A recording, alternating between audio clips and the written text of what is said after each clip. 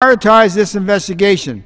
They have failed to bring the necessary pressure to bear on the Libyans, Tunisian, and the Egyptian governments. But more fundamentally, the administration has failed to respond to a terrorist attack appropriately, treated as a law enforcement and diplomatic issue rather than it is the security issue that it is. At its core, this is yet another reflection of President Obama's schizophrenic counterterrorism policy.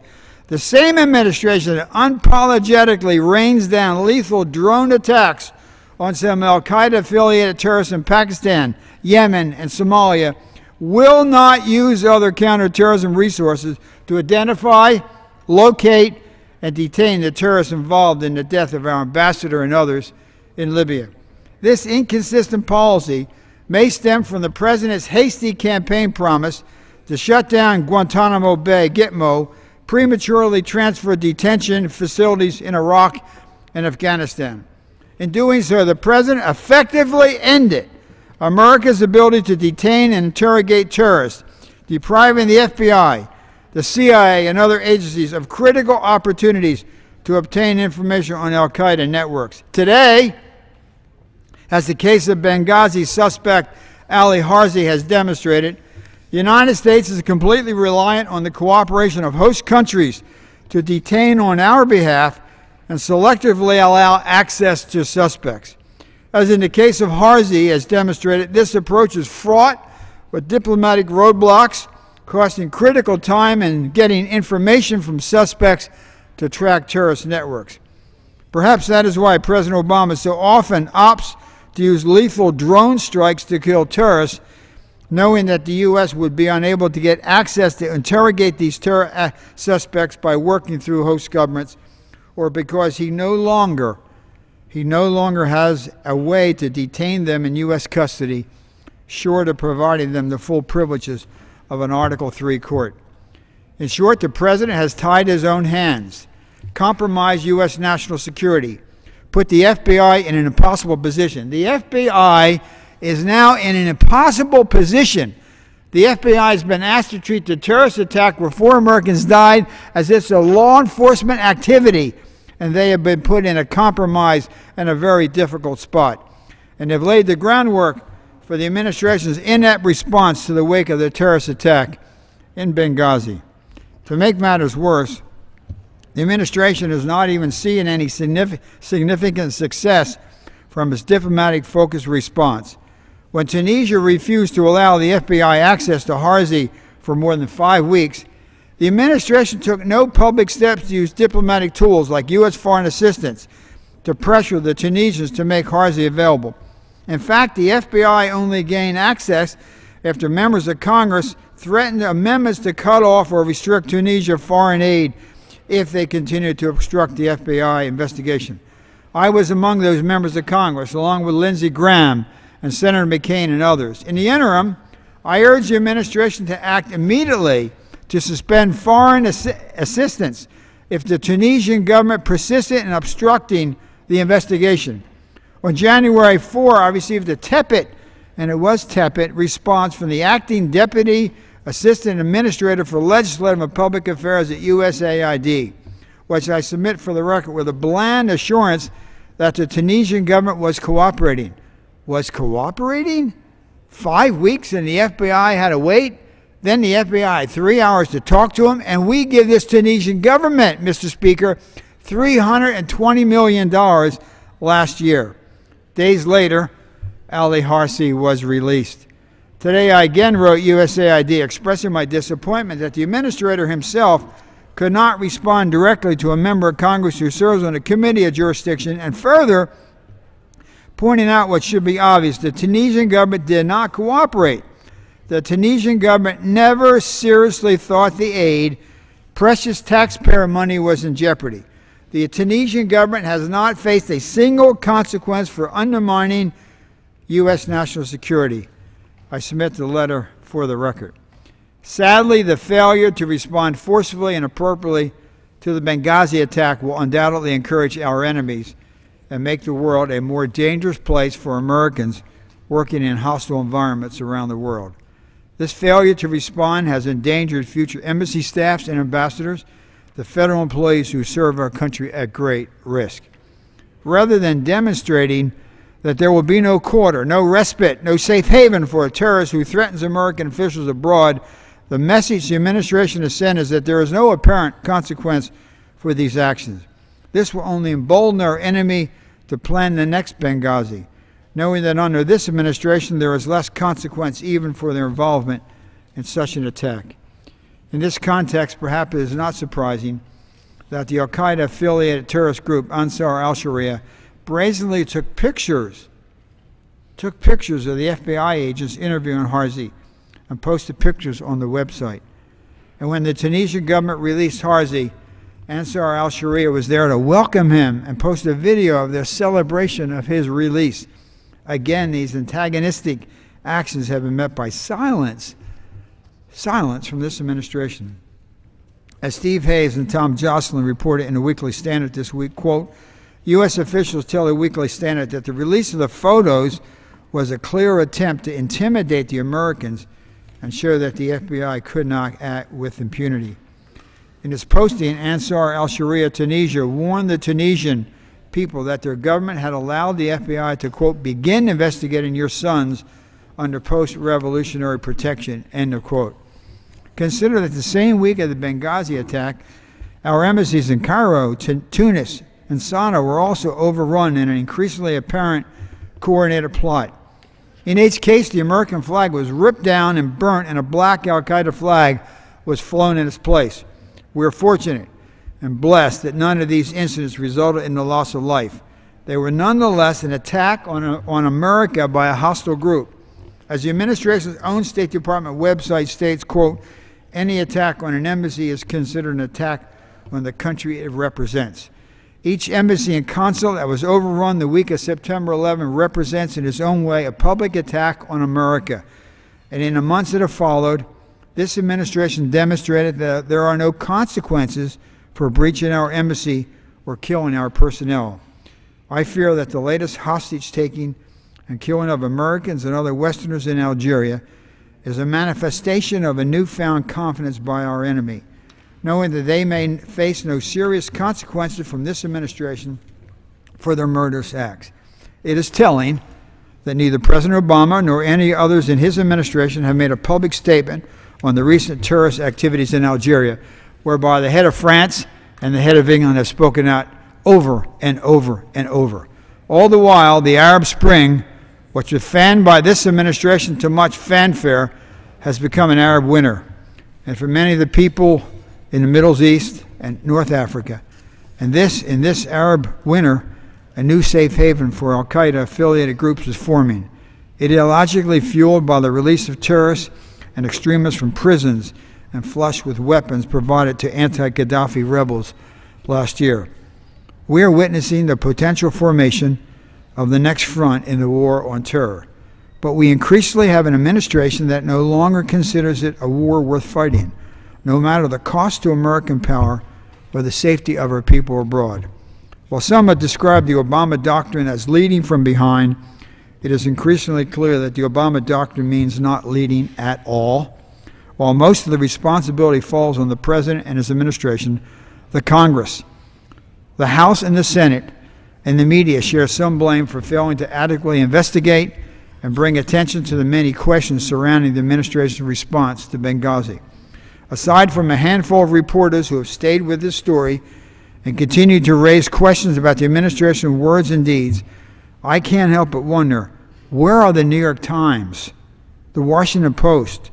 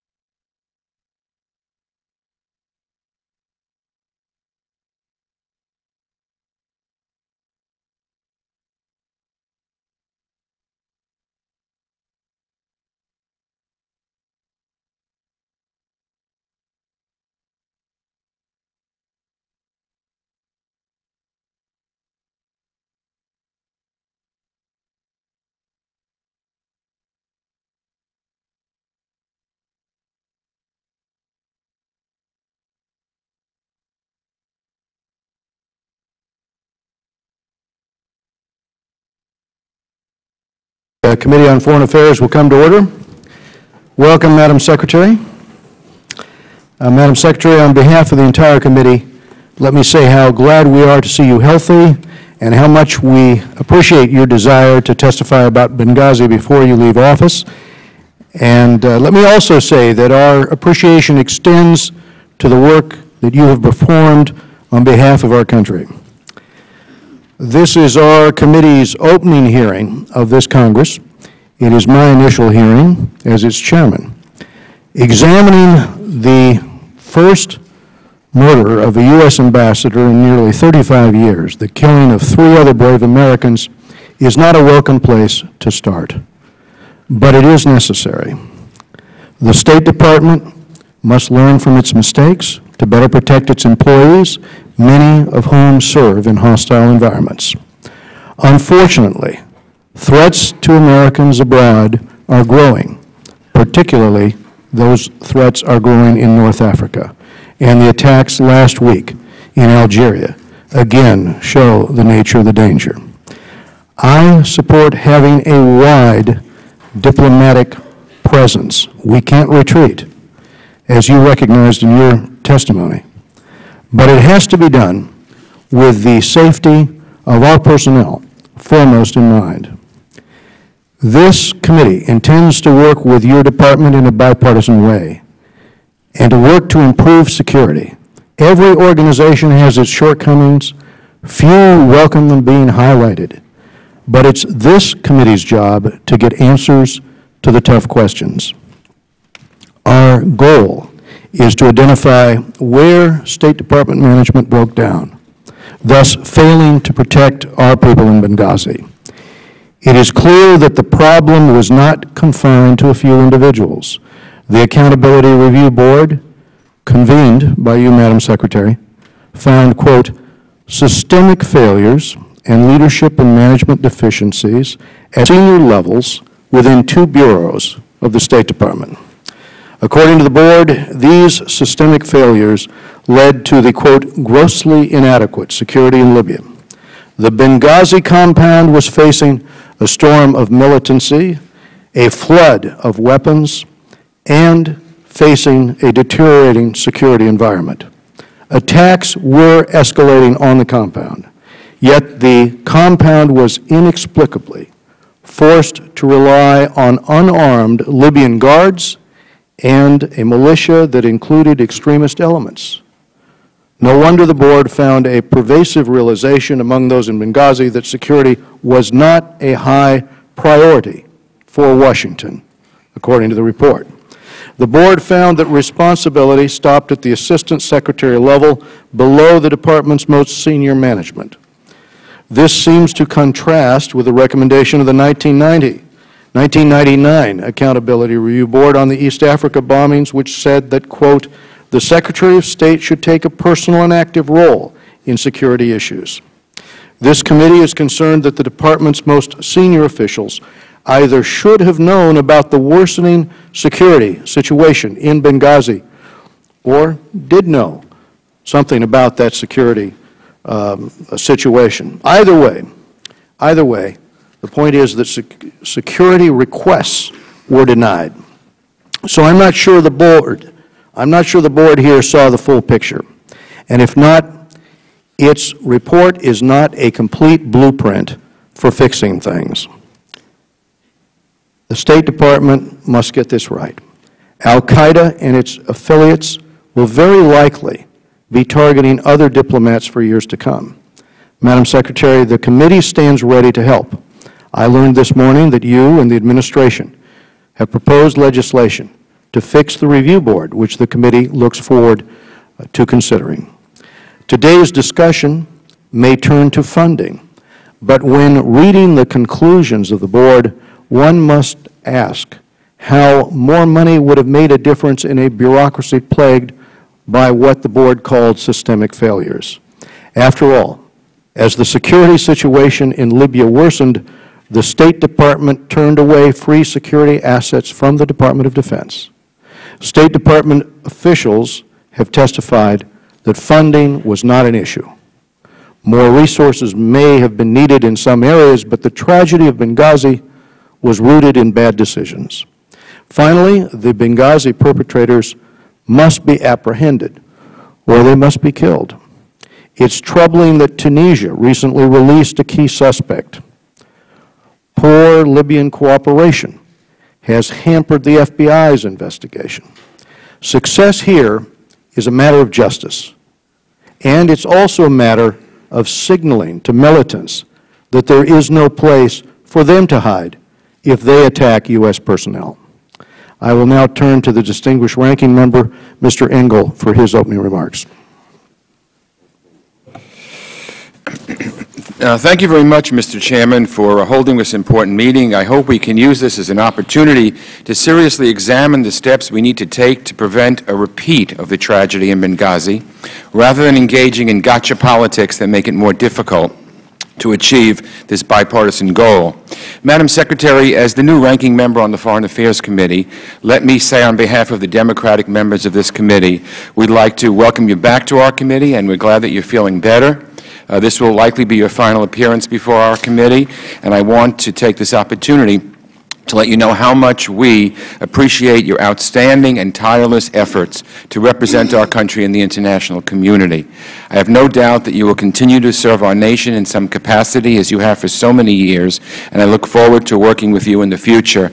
And might I add, as a New Yorker, I feel especially proud of the wonderful and outstanding job you've done as Secretary of State. I think that when we look at the outstanding Secretary of States in our history of our country, you will be right up there at the very, very top. The way you've worked, the tireless effort you've had, crisscrossing the globe so many times, you have just been indispensable to all of us as Americans, and I just want to thank you personally on behalf of all the Democrats, on behalf of all Americans, Democrats and Republicans. We really want to thank you. Mr. Chairman, the committee has no greater responsibility than making sure that the men and women of the State Department, USAID, and other public servants who work abroad are provided the security they deserve. We must do what we can to minimize the threats faced by our diplomats and aid workers, but we must also recognize that some risk is inherent in the practice of effective diplomacy. We cannot advance America's interests around the world if we isolate ourselves behind embassy walls or limit the deployment of our diplomats to low-risk environments. Let's not learn the wrong lesson from today's hearing. The Accountability Review Board, or ARB, convened by Secretary Clinton, found a number of failures that resulted from a lack of leadership in 2 State Department bureaus, as well as woefully inadequate local security in Benghazi. Clearly, mistakes were made. But let's be absolutely clear. Barack Obama was not responsible for the Benghazi attack any more than George W. Bush was responsible for the 9/11 attacks, or Ronald Reagan was responsible for the attacks on our Marine barracks in Beirut, which killed over 200 Marines. And frankly, whether it was called a terrorist attack or not, in the immediate aftermath, as far as I'm concerned, is irrelevant. We just have to make sure that it never happens again, so that in the future our people are protected. That's what I want to get out of all of this. So, Madam Secretary, we commend you for accepting all of the ARB recommendations and welcome your commitment to begin implementing them by the time you leave the Department. Even before the ARB submitted its conclusions, the Department moved to address certain shortcomings through its increased security proposal. The vast majority of the funding for this proposal would come from funds previously appropriated for lower priority programs. And I hope Congress will move without delay to give the Department the transfer authority it needs to start applying these changes. It is important to remember that security is not a one-off endeavor. Indeed, it's a long-term responsibility and investment. In that context, the members of the ARB, led by Ambassador Pickering and Admiral Mullen, highlighted the State Department's struggle to get the resources it needs. The ongoing problem has led to a culture at the Department in which some senior managers appear to be more interested in conserving resources than in achieving specific goals. The ARB report says, quote, "The solution requires a more serious and sustained commitment from Congress to support State Department needs," unquote. Regrettably, it's clear that Congress is still failing to meet this commitment. In the most recent State Department funding bill, approved by the House Appropriations Committee, The administration's request for embassy security, construction, and maintenance was cut by $112 million, and worldwide security protection reduced by $149 million. The Senate, by comparison, did not cut either account. So let me again reiterate what I just said about Congress's responsibility. Over the past 2 years alone, the administration's request for diplomatic security funding has been slashed by more than $500 million in Congress. This makes it impossible for the State Department to build enough new, secure diplomatic facilities or improve those that already exist. The current appropriations bill for fiscal 2013 continues this negative trend. The measure reported out of the House Appropriations Committee hacked base funding for worldwide security protection and embassy security, construction, and maintenance by more than $260 million. The Senate Appropriations Committee fully funded both requests. So what I'm saying here is that we have much work to do for ourselves. If we truly want to maintain a global reach, then we need to make the necessary investments in safeguarding our personnel who serve in dangerous environments. So, Mr. Chairman, you have indicated your intention to work on a State Department authorization bill, and I would like to work with you in a bipartisan manner to craft legislation that improves the Department's ability to manage its resources and provides the funding necessary to secure our people and facilities globally. So I thank you, and I look forward to the Secretary's testimony. Thank you, Mr. Engel. To help us understand the State Department's response to the Benghazi attack, we are joined today by Hillary Rodham Clinton, the 67th Secretary of State. She has had a long career in public service, and for the past 4 years, Secretary Clinton has served as President Obama's Secretary of State.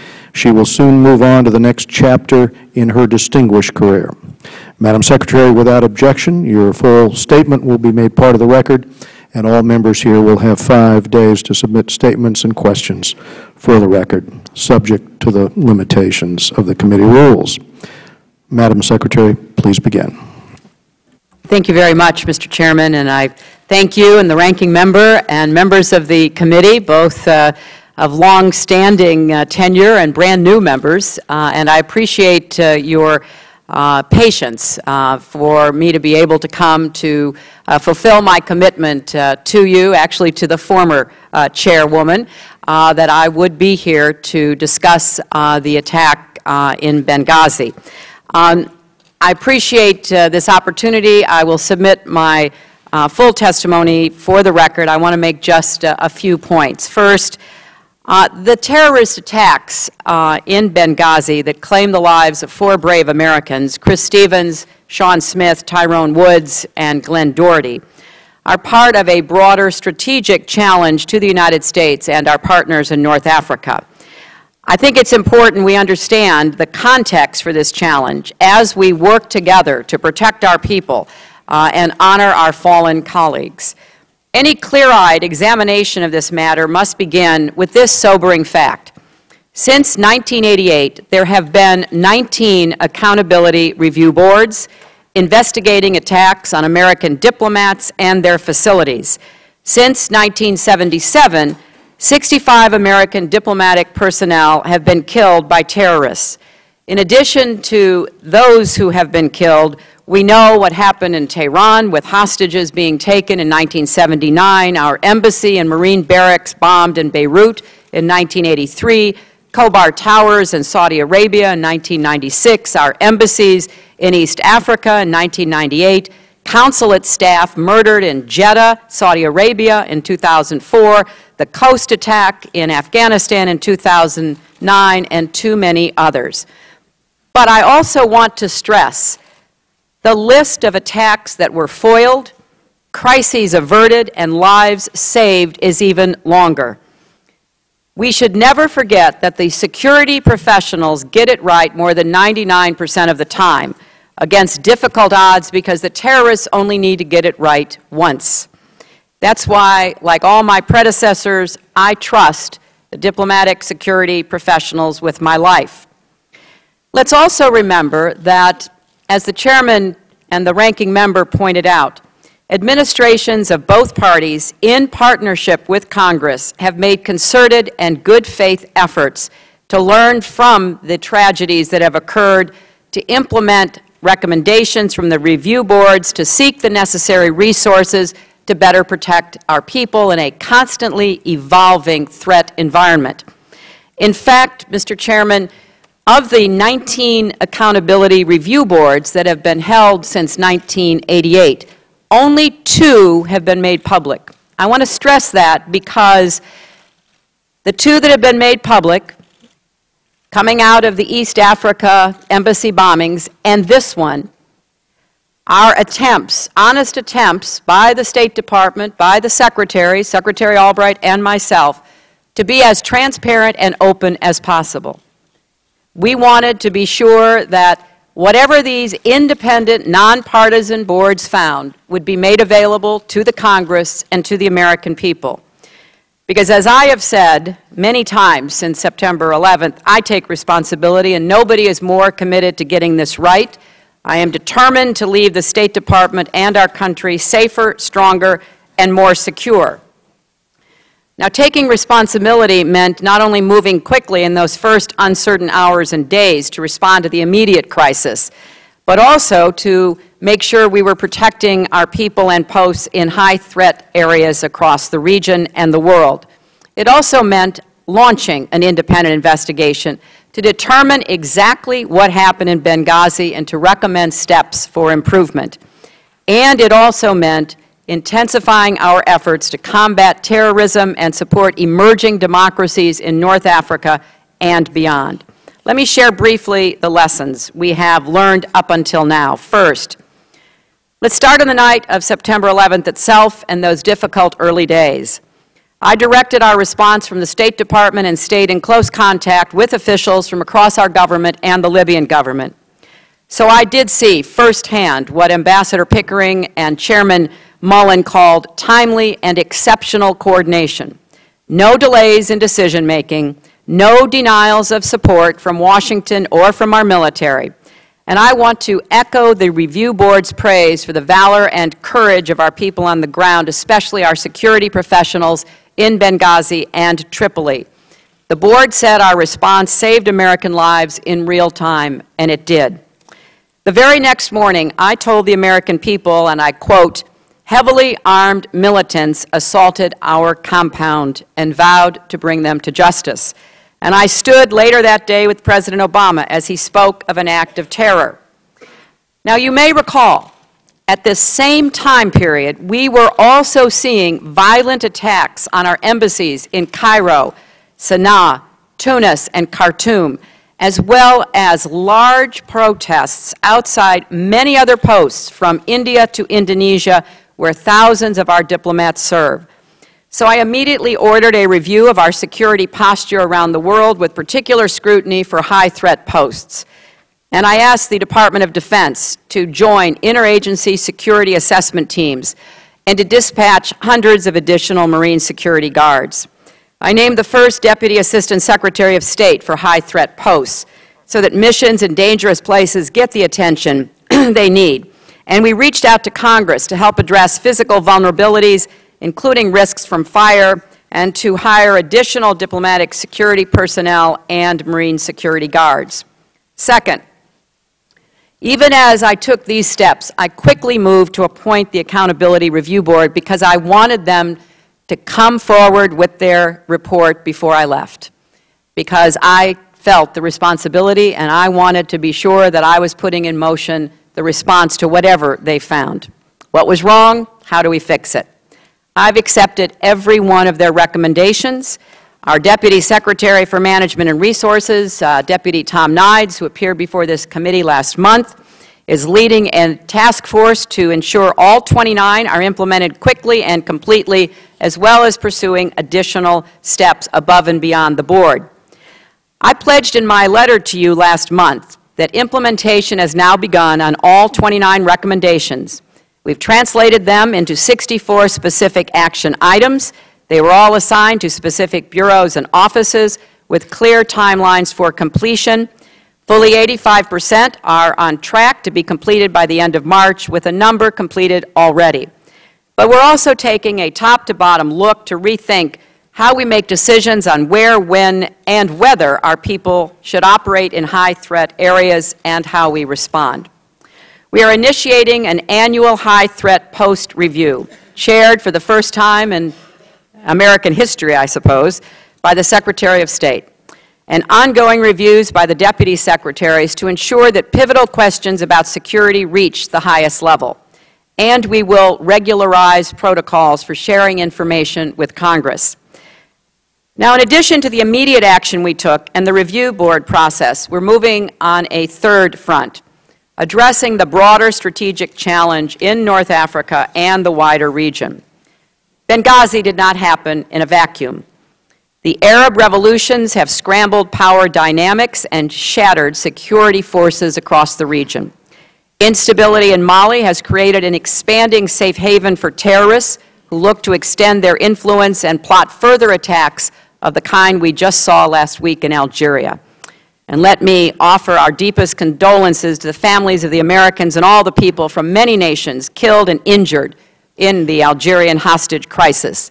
We remain in close touch with the government of Algeria, ready to provide assistance if needed, and also seeking to gain a fuller understanding of what took place so we can work together to prevent such terrorist attacks in the future.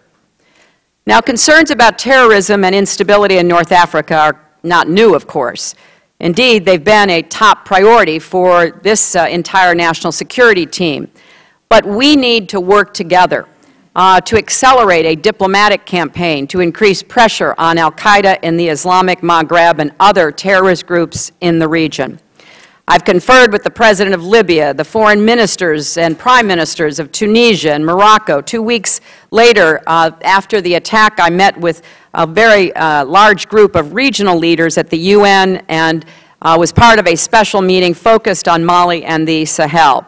In October, I flew to Algeria to discuss the fight against AQIM. In November, I sent Deputy Secretary Bill Burns on an interagency group to Algiers to continue that conversation. And then, in my stead, he co-chaired the Global Counterterrorism Forum that was held in Abu Dhabi and a meeting in Tunis, working not only on building new democracies, but reforming security services.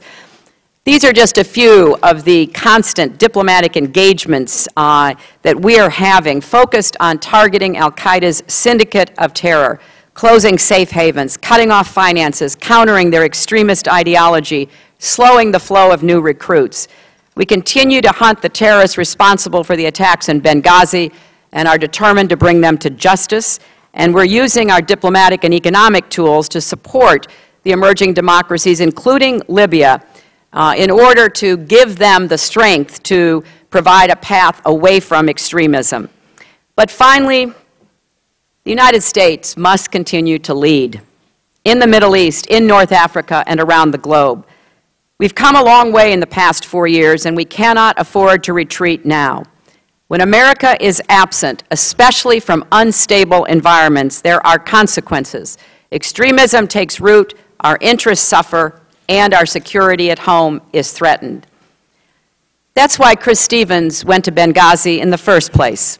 I asked him to go.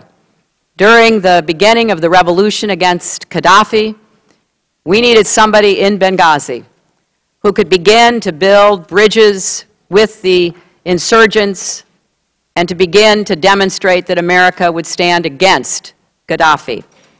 Nobody knew the dangers or the opportunities better than Chris. First during the revolution, then during the transition. A weak Libyan government, marauding militias, even terrorist groups. A bomb exploded in the parking lot of his hotel. He never wavered. He never asked to come home. He never said, let's shut it down, quit, and go somewhere else.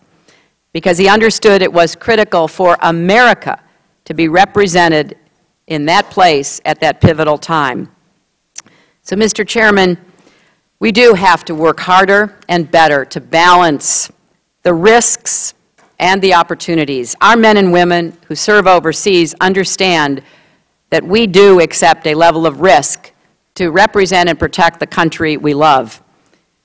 They represent the best traditions of a bold and generous nation. They cannot work in bunkers and do their jobs, but it is our responsibility to make sure they have the resources they need to do those jobs and to do everything we can to reduce the risks they face. For me, this is not just a matter of policy, it's personal, because I've had the great honor to lead the men and women of the State Department and USAID, nearly 70,000 serving here in Washington and at more than 275 posts around the world.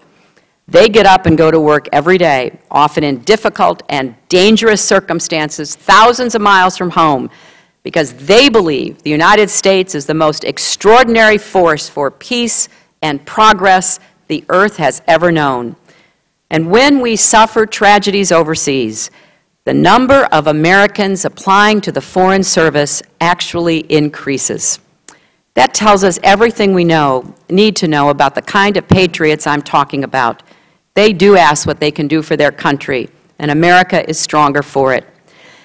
So today, after 4 years in this job, traveling nearly 1 million miles and visiting 112 countries, my faith in our country and our future is stronger than ever. Every time that blue and white airplane carrying the words United States of America touches down in some far-off capital, I feel again the honor it is to represent the world's indispensable nation. And I am confident that with your help, we will continue to keep the United States safe, strong, and exceptional. And I would be very happy to answer your questions. Thank you, Madam Secretary. I think our State Department personnel do certainly accept a level of risk, and they do so in order, as you've said quite properly, to continue to lead. But, and we recognize, I think, that hindsight is 20/20. But with regard to the Benghazi attacks, what is probably most disturbing as the question comes before the committee and as the media looks at the situation, the dots here were connected ahead of time. The State Department saw this risk coming, and the State Department didn't act in order to prevent what could have been handled probably by answering the requests by our personnel. So if we look at the State Department email exchange on top officials in the Bureau, written right after the assassination attempt on the British ambassador in June of 2012, here's the exchange. Quote, "This is very concerning when you start putting the events together, the anti-American demonstration, the attack on our compound, and now the UK motorcade attack. If the tide is turning and they are now looking for Americans and Westerners to attack, that is a game changer. We are not staffed or resourced adequately to protect our people in that type of environment. We are a soft target," unquote. So here's the point. Senior officials fully appreciated the grave threats in Benghazi. They knew that al-Qaeda was there. They knew that our security was insufficient. But instead of adding security, in this case they took it away. They withdrew mobile security detachment teams. They sent packing a special team that the Defense Department provided, and provided at no cost. So if senior officials knew that our diplomats weren't safe and weren't adequately staffed, then why did they continue to withdraw security? I think that's the first question. In testimony this morning, you said you never saw those requests, and I understand that. Last month, though, Deputy Secretary Burns testified that memos regarding the deteriorating security situation did make their way to the 7th floor, to top management. So what senior official was he referring to when he talks about top management there? Who in the senior management was responsible for responding to those requests that were coming from the field? That would be my question. Well, there's a lot of important questions in that, Mr. Chairman, and let me begin by saying that I was aware of certain incidents at our facility and the attack on the British diplomat. I was briefed on steps taken to repair the breach in the perimeter wall after the June bombing, steps taken to reduce off-compound movements. our team, led by security professionals, but also including intelligence professionals and others, did not recommend, based on those incidents, abandoning Benghazi. In part because over the last years we have become accustomed to operating in dangerous places, in Pakistan, in Iraq, excuse me, in Afghanistan, in Yemen, and elsewhere. And we do, as by necessity, rely on security professionals to implement the protocols and procedures necessary to keep our people safe. And as I said in my opening statements, I have a lot of confidence in them because, you know, most of the time they get it right. But I was also engaged, and I think this is what Deputy Secretary Burns was referring to, in the issues related to the deteriorating threat environment, particularly in Libya. There were other places across the region we were also watching to try to see what we could do to support the Libyan government to improve the overall stability of their country, to deal with the many militias. We have many programs and actions that we were working on. I had a number of conversations with leading Libyan officials. I went to Libya in October of 2011.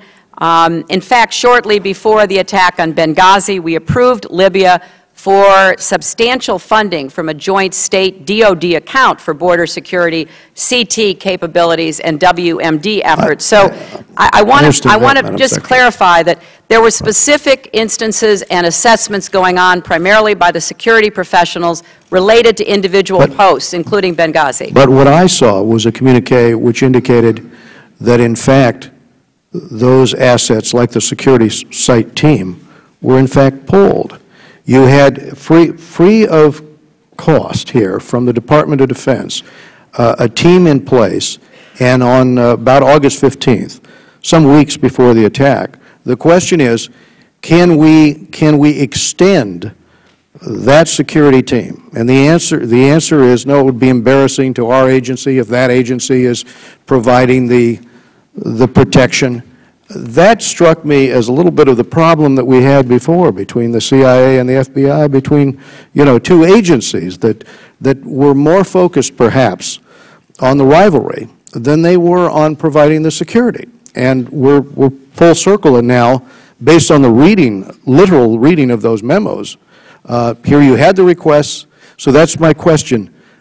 Okay, they didn't come to the conclusion that we should increase security, but what about the question of having with security actually withdrawn August 15th in terms of the security site team provided by the Department of Defense? Well, I'm glad you raised that. The ARB looked into this as it looked into everything. It does not even discuss the SST or recommend that our personnel on the ground should have asked for its continued deployment. And I think that's in part because the SST was based in Tripoli.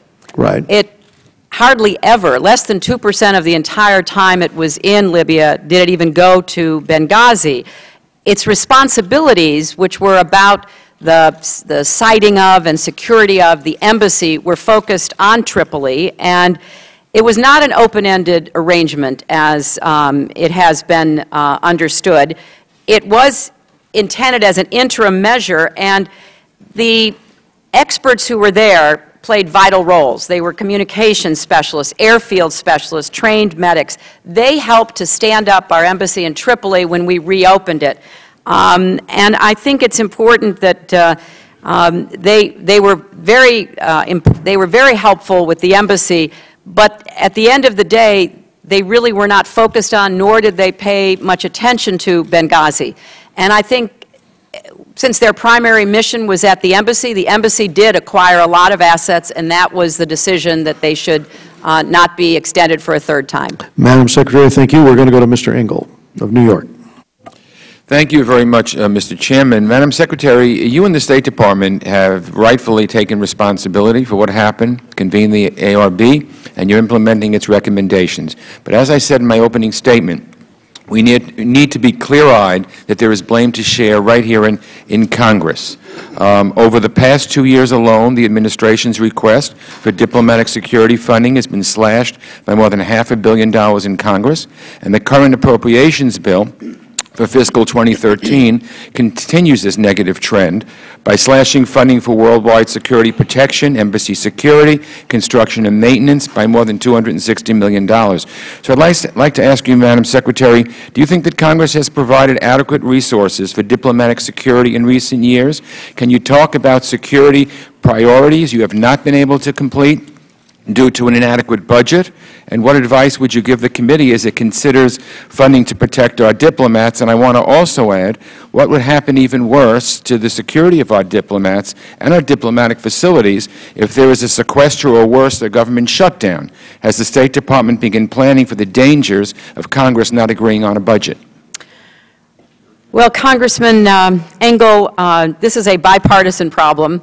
Since 2007, the Department has consistently requested greater funding for embassy construction and diplomatic security, but with the exception of 2010, the Congress has consistently enacted less than requested. Most notably in 2012, the Department received $340 million less than requested, close to 10% less. Now, over the last 2 years, cuts to the embassy construction, security, and maintenance budget was almost 10% of that as well. Now, the ARB, and I would refer to them because, you know, they had an independent view of this, has recommended an increase in facilities funding to $2.2 billion per year to restore the construction levels that were called for in the 1998 ARB report. But I think it's also fair to make the point the ARB made. Consistent shortfalls have required the government to try to prioritize, and the Department has attempted to do that. But I do think that there became a culture of reaction, you know, as the ARB report says, husbanding resources and trying to figure out how to do as much with as little as possible. And so although our prioritization was certainly imperfect, the funds provided by Congress were inadequate. So somehow we have to work on both ends of that equation. Now, what can you do? Well, first of all, we came up with a request to the legislative and budget staffs for transfer authority language, namely taking money we already had in this budget and letting us move it quickly to do what the ARB told us to do.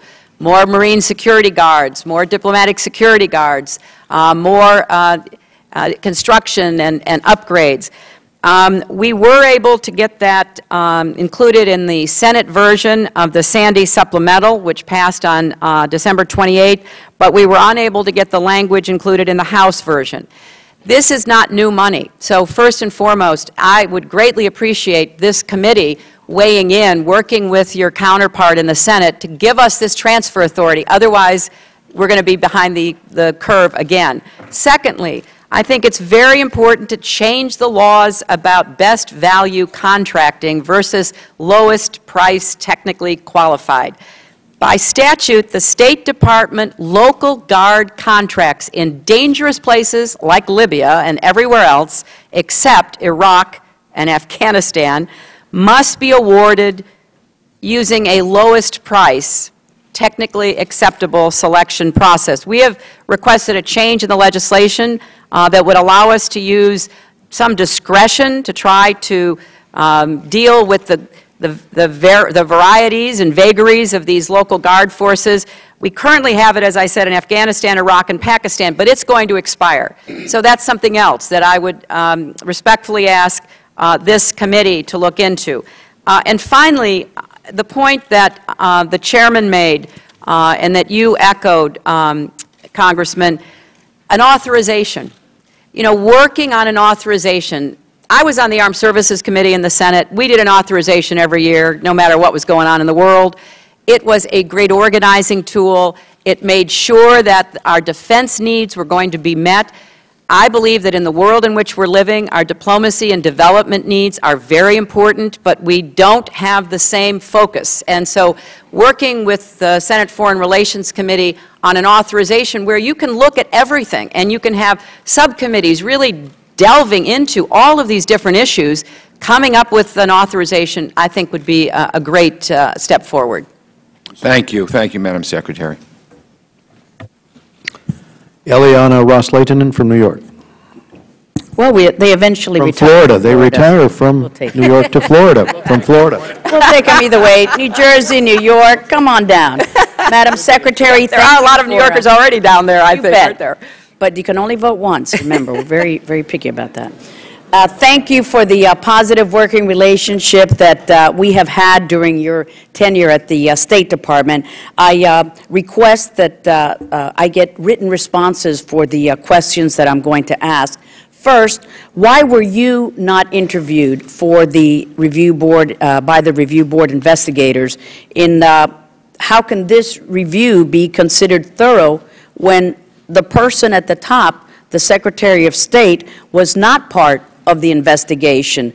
That's what was said in our open hearing when it was confirmed that you were never questioned for this report, and I think that's outrageous.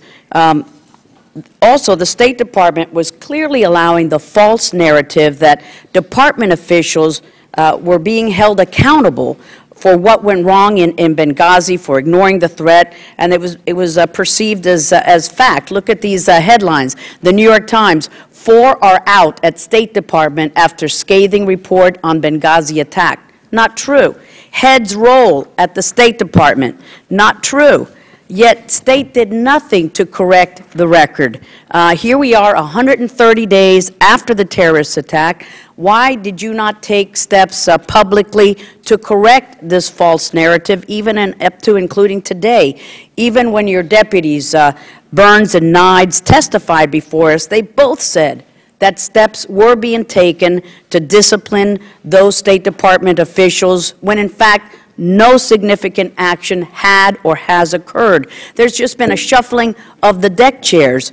Do you find it acceptable that state officials responsible for this lack of leadership and mismanagement, for ignoring a security request during the Benghazi attack and before, remain employed within the State Department? Also, the accountability report cites several systemic failures at the department that cannot be overlooked or ignored. Given that State was aware of the dangerously declining security situation in Benghazi, as pointed out by a chairman, the assassination attempt on the British ambassador, other attacks on Western interests, why did State not immediately revamp our security protocols prior to the September 11th attacks? Did State fail to act preemptively because it ignored the threat, or did it fail to act because it was unable to recognize this growing pattern of violence? Either way, State did fail to act. And these failures, highlighted by the ARB report, serve as a blueprint for terrorists on where our weaknesses lie, where we are vulnerable. So what actions have you taken to ensure that when another embassy, another consulate sound the alarm on security threats, as it happened in Benghazi, that those requests are not yet again ignored? And as we examine the willingness and capacity of host countries in the region, we must condition aid to these high-threat posts based on their cooperation with the United States. I hope that we do that. Now, regarding the State's request for more money, I think it's worth pointing out that some State Department officials have stated that budget constraints are not to blame for the loss of lives in Benghazi. However, the State Department is notorious for wasteful spending and continues to have misplaced funding priorities. Between the State Department, Treasury, and USAID, the fiscal year 2012 request for a global climate change initiative is over $1.3 billion. Now, what do we think, or what do you think is a higher priority and a better use of taxpayers' money, national security or global climate change? This money could have been used for embassy construction, for hiring more diplomacy security agents, for providing our post and personnel overseas with adequate equipment and training.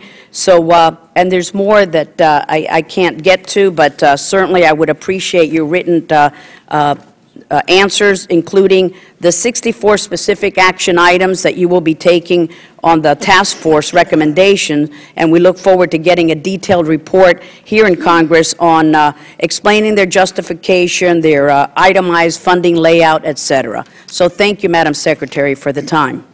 Congressman, obviously we'll answer all of your questions. Let me just comment on two of them, even though my time has run out. First, I was not asked to speak with the Accountability Review Board during their investigation. The specific issues they were looking at regarding the attack on Benghazi were handled by security professionals in the department, and that's where the ARB focused. Obviously, if they had thought that I was relevant or had information that would have helped the investigation, I would have gladly discussed that with them at their request. Secondly, on the personnel, this is another area where I need your help. First, all 4 individuals have been removed from their jobs. Secondly, they've been placed on administrative leave. Thirdly, Ambassador Pickering and Admiral Mullen specifically highlighted the reason why this has been so complicated. Under federal statute and regulations, unsatisfactory leadership is not grounds for finding a breach of duty. And the ARB did not find that these 4 individuals breached their duty. So, fourth, I have submitted legislation to this committee and to the Senate committee to fix this problem so future ARBs will not face this situation. Because I agree with you, there ought to be more leeway given to the ARBs, but under current law, they were limited. Madam Secretary, we'll be working to fix that problem. Mr. Fowler-Mavega from American Samoa. Thank you, Mr. Chairman and our ranking member, for calling this important hearing. Madam Secretary, thank you for your most eloquent statement. Your service to our nation has been exemplary and outstanding. In any suggestion otherwise during today's hearing, I would consider unfair and unwarranted. We meet today under difficult circumstances. I am sure that when you, as Secretary of State, stood at Andrews Air Force Base at the transfer of the remains of Ambassador Christopher Stevens, Mr. Sean Smith, Mr. Tyrone Woods, and Mr. Glenn Doherty, you must have had tremendous or felt tremendous pain and suffering, as we express in our Psalm 1 proverb, Watangi lefatu malelele, meaning the stones and the earth wept. Madam Secretary, please know that you were not alone. We wept with you and with the families of our fallen heroes. It is true that the Benghazi attacks is the first time since 1979 that an American ambassador has been killed in the line of duty.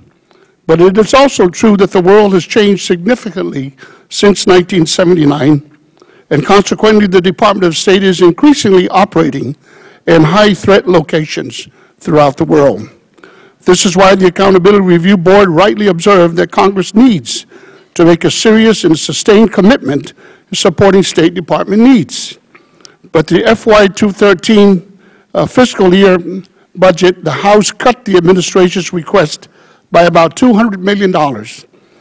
However, having been provided $2.6 billion in security funding, I wonder if Congress had done its part and fulfilled its responsibility in providing the State Department with the necessary resources and funding to meet its needs, especially to provide security for our embassies and consulates throughout the world. I agree with ARB's recommendations that we should restore the Capital Security Cost Sharing Program, which pools money from different agencies in order to accelerate construction of new embassies and consulates. Madam Secretary, in honor of the lives of Ambassador Christopher Stevens, Mr. Sean Smith, Mr. Tyrone Woods, and Mr. Glenn Doherty, we need answers so that we can prevent this kind of tragedy from happening again. It is no good for any of us to use this tragedy for political gain. This was a terrorist attack, first and foremost, and we must not lose sight of this brutal fact. Instead, we must hold together in our commitment to defeat those who would do us harm. So, Madam Secretary, I commend you for convening the ARB in accordance with the Omnibus Diplomatic Security and Anti-Terrorism Act of 1986, and for accepting all 29 of the recommendations of the ARB Commission. For the past 20 years, you have served our nation well. You have done all you could do to deliver freedom safely to future generations. I salute you, and I look ahead to 2016, wishing you much success in extending to you my highest regards. I do have one question, or a couple if I have the time. Madam Secretary, I note with interest one of your quotes, a statement here that this is why Ambassador Chris Stevens went to Benghazi. I want to get the sense that the commitment that our Foreign Service officers throughout the world is second to none, even at the risk of their lives. And I wish, and my colleagues would understand, yes, we have logistical problems, yes, we have funding, but the fact that this people willingly did this, not only because of his love for the leaders and the people of Libya, but because he was so proud to represent this great nation of ours. And I would like to ask you if you could elaborate just a little further what you meant by this, that Ambassador Stevens went to Benghazi in the first one, knowingly the dangers were there, he went still. Could you please comment on that?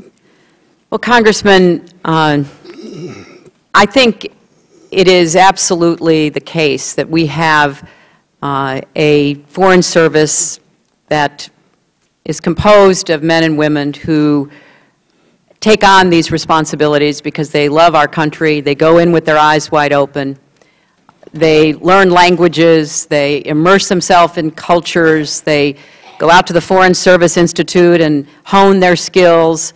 And Chris Stevens was one of our very best. He started off in the Peace Corps in Morocco, was a fluent Arabic speaker, had served with distinction throughout the Arab world. And when I asked if he would be interested in going to Benghazi, where we had nothing when he first went, where he, bunked up in a hotel, we didn't have any support to speak of, he was thrilled, and he understood immediately what it would mean. In the wake of this tragedy, this terrible terrorist attack, I think one of the most poignant events has been overlooked, and that is what happened after the Libyan people from Benghazi to Tripoli learned that Chris Stevens, someone whom they had gotten to know, whom they trusted and admired, had been murdered. They went out into the streets. They protested themselves, thousands, tens of thousands, far more than the dozens of highly armed invaders of our compound and our annex, and they made it clear that that was not the kind of country they were trying to build. So in some ways, Chris's faith after his death was certainly validated. Thank you, Mr. Chairman. Thank you, Madam Secretary. Mr. Smith of New Jersey. Thank you, Mr. Chairman. Welcome, Madam Secretary. We all deeply mourn the tragic loss of 4 extraordinarily brave Americans, including our distinguished Ambassador, Christopher Stevens. But one of my top concerns is that we seem to be relearning the same lessons again and again and again.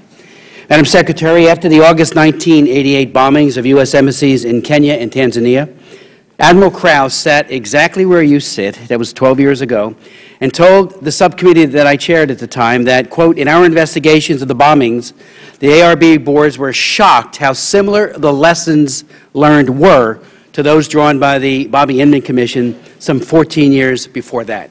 In other words, in 1985.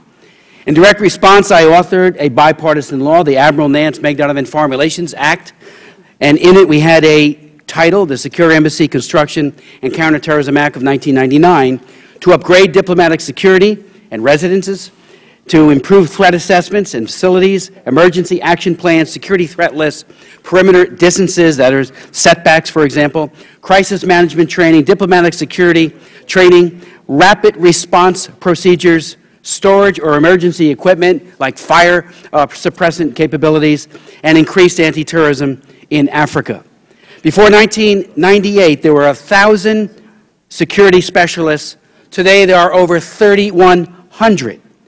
I agree we need more, but how present-day security personnel and assets are deployed are above all a leadership issue. And clearly, we have and had the diplomatic security assets that could have been deployed to Benghazi. When it comes to what you knew, Madam Secretary, and what requests were made of you and the Department to beef up security in Benghazi, there are disturbing parallels to Kenya and Tanzania. Prior to East Africa, terrorist bombings, U.S. Ambassador to Kenya, Prudence Bushnell, repeatedly asked Secretary Madeleine Albright for more security upgrades, and the ambassador's request was rejected, and the loss of life, as we all know, was horrific. There are numerous press reports that U.S. Ambassador to Libya, Chris Stevens, and his team made repeated requests for security assistance.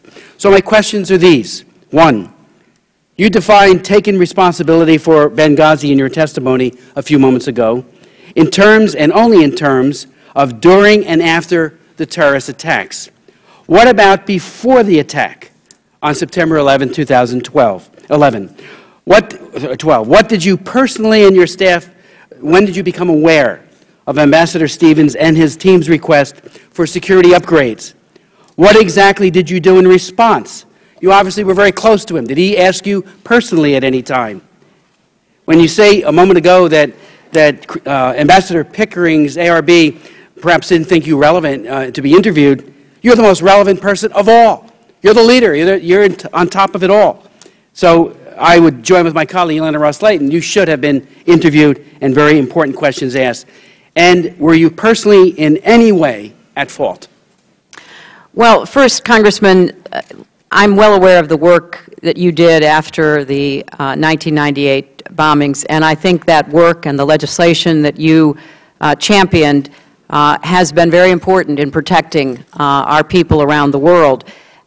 We have been not only reviewing but continuing to implement the recommendations of all the former ARBs, and the 18 previous ARBs resulted in 164 recommendations, and we have been very clear that the overwhelming majority have been implemented. A handful such recommendations were, by their very nature, requiring continuous implementation, like what kind of security upgrades or radio communication was necessary. And there were a few that were only partially implemented because of some separate security concerns that would have raised. But there was the need for ongoing funding. You remember that Admiral Crowe said we wanted $2.2 billion for building embassies. We had a number of embassies that were built in those early years, thanks to your legislation. Then it petered off. You know, we put so much time and attention into Iraq and Afghanistan, trying to make sure that we secured our people there. We sent a lot of our diplomatic security personnel there. And so we had a slowdown over a number of years in our ability to build new Inman facilities. Understood. And now the latest ARB is saying, let's get back and do this again because there's no substitute for it. I'm almost out of time, Madam Secretary. When did you become aware of Ambassador Stevens' requests, and how did you respond to it? And did he ever personally ask you to be involved? No. No, and so you didn't get in? No, that any of the requests, any of the cables having to do with security did not come to my attention. Mr. Sherman from California. Madam Secretary, it's a shame that this is your last appearance before our committee, and I would have thought that your last appearance would be a chance for us to review your outstanding record as one of our great Secretaries of State, whether it be leading efforts to enforce sanctions on Iran, your work supporting women's rights around the world, engaging with civil society, and restoring and maintaining American influence in a very difficult era. And I would have thought that your last hearing would be your chance to give us some advice for what to do over the next 4 years and beyond. I take seriously your very strong advice, because I happen to agree with it, that it's about time we pass an authorization bill through both houses of Congress. But instead we're here at, I guess, our third hearing to deal with the tragic events in Benghazi, because it is a chance for each political party to beat up on the other. We can talk about how Republicans didn't provide you with resources. We can talk about the administration inside the State Department. So I would hope that maybe we'd get you to come back again. I realize that would be gratis. You wouldn't even be on the government payroll at that time. And do the hearing that I'd like to have, which is getting your input on the bigger issues of foreign policy. Ultimately, the security of our diplomats depends on the host country. This is all a discussion about, well, there might have been 5 security people on the ground, and if only there had been more funding, more deployment, this cable, that cable, maybe there would have been 8 or 9 security people on the ground, which might have led to more protection, might have led to more casualties. And here in Washington, the decision was made to provide well more than 16 security people to Libya, and nobody that I know of in Washington was involved in the issue of how many of those were in Benghazi, either going with the ambassador or there in advance. So the decision that all 16 weren't with him was a decision that you can't blame either political party or anyone in Washington for. Ultimately, all we can have at our embassies is enough to stave off a militant attack for a few hours. And after that, if the host country doesn't come to the rescue, it doesn't matter whether we have 3, 6, 12, 16, or 36 armed guards and Marines at the location. One aspect of protecting our diplomats in the future is bringing to justice the criminals who did this time. We did a lot for the people of Libya. We did a lot for those who are now ruling Libya. How would you appraise their efforts to cooperate with us in the investigation? And does this Libyan government have the will and the capacity to arrest suspects involved? And of course, will and capacity tend to go with each other. I think they would have to, at minimum, strain their capacity to try to arrest powerful armed elements in the eastern part of the country, and I don't know if they have the, even if they have the will to use that capacity. So, can you tell us after the attack and now that we're trying to bring these culprits to justice, what do you think of the Libyan government? Well, I think, Congressman, you drew exactly the right description. Is it will or is it capacity, when obviously what you need is both? I have found the Libyan officials to be willing but without capacity. And part of our challenge is to help them build greater capacity, because now it's about them. You know, it's not only about what happened to us in Benghazi, which every official in the Libyan government was deeply upset about, but they have their own problems now. They're having leaders attacked and assassinated on a regular basis. So we have to do more to help them build up their security capacity. And again, I would ask this committee to work with us. There are holds on a lot of the security funding that would go to Libya to assist them in building capacity. There are those I know in the Congress who say, look, Libya is a wealthy nation. We don't need to give them any money. Well, until they get up and going, it's in our great interest to give them the resources like we have with other countries over the past 40 years. We can go to Mr. Rohrabacher of California. Thank you very much, Mr. Chairman, and thank you for being with us today and putting yourself through this. Thank you. Let me just note that fixing responsibility was what we're trying to do today, and identifying bad policy and mistakes is the way that democracies fix problems. It is not all politics. It's how we do things here to make it better. So none of us should at all apologize for trying to get to the nitty-gritty. And let me just note that Assistant Secretary of State Lamb testified here in Congress that budget considerations played absolutely no role in her decision, and it was her decision, not yours, but you approved it, but her decision as to what the level of security would be there at Benghazi. So, and any suggestion that this is a budget issue is off base or political. Madam Secretary, you told the Senate this morning that you learned of the attack around 4 p.m. on that day, and you were involved widely in the coordinated response, which included the Department of Defense, the White House, but did not speak to the President until later that evening.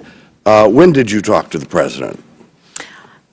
Two things. On the first point you made, Congressman, the ARB disagreed with that and did find that budget issues were at stake. Well, she testified under oath, and it was... Well, you know, that's why you have an independent group like an ARB. That's why it was created, to look at everything. So I think it's... Everybody has their own... right. I think it's important, though, to do here. But and I would urge... What about when you saw the President? When did you see the President? And I talked to the President at the end of the day, but I had been in constant communication with the National Security Advisor. I'd been on secure video conferences with high-level officials in the White House, in the Defense Department. Secretary Lamb, the lady we're talking about, did testified that she had actually witnessed this in real time, the attack in real time on a monitor.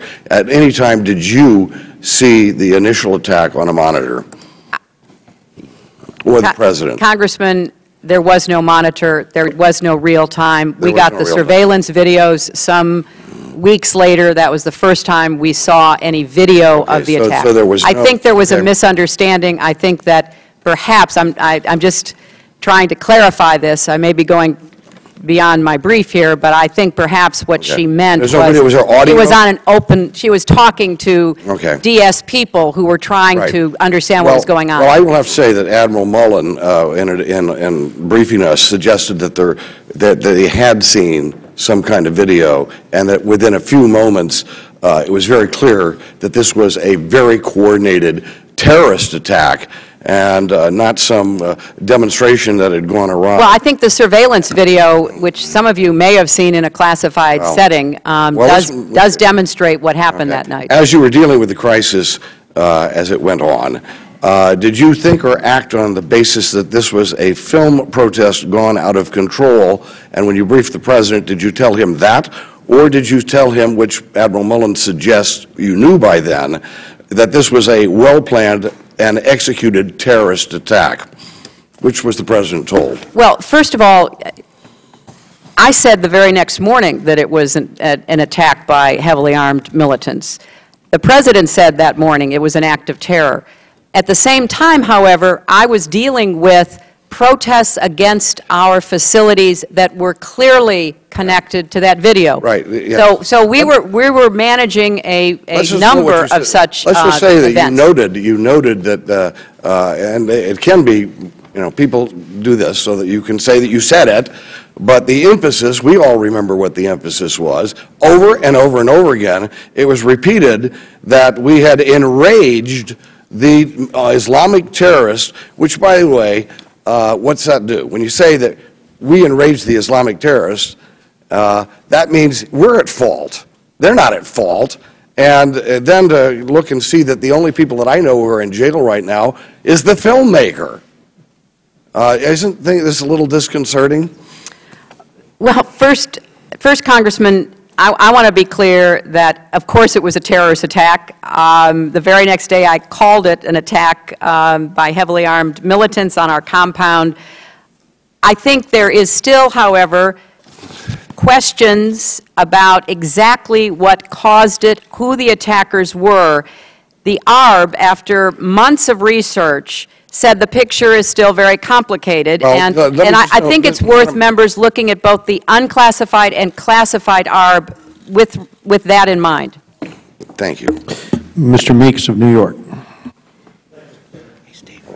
If you get a chance to ask her. Let me first thank you. Well, first I want to thank you for an extraordinary daughter who came to the Rockaways after Sandy. Thank you. Just helping people, unannounced, without fanfare, just getting down and helping people because they needed help after that terrible storm. And so, just extraordinary public service. And then I want to also say, Madam Secretary, that you have been a Secretary of State at an extraordinary time in the history of the United States of America and the world. And you have managed the challenge in an equally extraordinary manner. When you took the job, America had a tarnished image abroad. You have revived our brand, traveled over 1 million miles to the furthest reaches of the world, to the most challenging areas, and touched the lives of the most vulnerable. With your leadership of initiatives like the QDDR, you have deepened our confidence that foreign aid can be responsibly spent.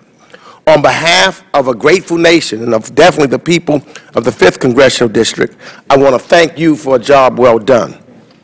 The attacks on our mission in Benghazi were a painful reminder to all of us that our diplomats, of course, are in harm's way, and they are in some of the same unstable and even hostile environments as our military, yet they don't have the same means of protecting themselves. And sadly, we go back and we've talked, and I know at this committee I heard Admiral Mullins and Ambassador Pickering say that money was and is in the budget is very important and makes a difference. Yet, and sadly, this House has failed to do its part in addressing the challenges they face, even after the tragedy of the Benghazi attacks. You, however, have been responsibly and accepted the recommendations of the ARB and put measures in place immediately after the September attacks that demonstrate that you are serious about changing the status quo. But of course, again, it's a two-way street. Congress has failed to act in a meaningful way, and I believe it's a shame on the leadership for its failure to give the State Department the authority to transfer already appropriated funds, not new money, already money that you have toward funds to bolstering security for our diplomats, to give you that discretion. And shame on the House for its failing to adequately fund the administration's request for diplomatic security funding.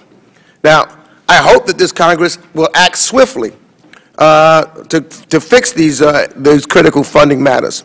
It is also my hope, as you've said, that we finally have a state authorization bill that the President can sign into law.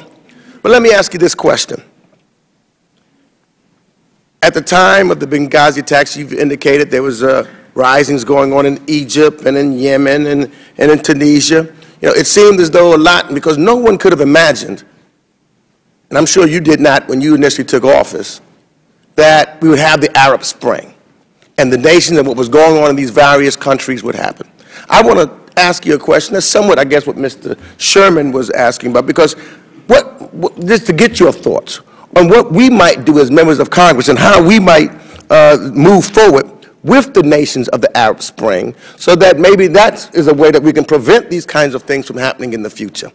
Well, it's an excellent question, Congressman, and deserves a very thoughtful answer, longer than the time I have. But let me just make 3 quick points. First, we cannot retreat from, give up on, turn our backs on these new Arab Spring revolutionary countries and new regimes.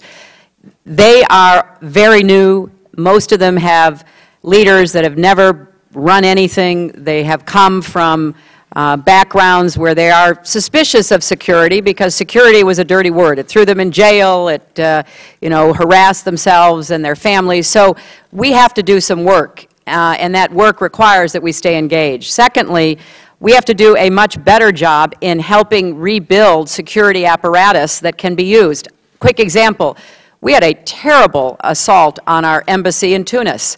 And I called the president of Tunisia. I said, you have got to send reinforcements right now. Our embassy is going to be overrun. He sent it. It stopped. The government really has been responsive, understanding that, these terrorists, these extremists, don't just threaten us in Western countries. They threaten the stability and the future of these governments. So we have to help them the way we helped Colombia years ago. And finally, we need to do a better job conveying a counter-narrative to the extremist jihadist narrative. I've said this to this committee before, a lot of new members on it. We have abdicated the broadcasting arena. Yes, we have private stations, CNN, Fox, NBC, all of that. They're out there, they convey information, but we're not doing what we did during the Cold War. Our Broadcasting Board of Governors is practically defunct in terms of its capacity to be able to tell a message around the world.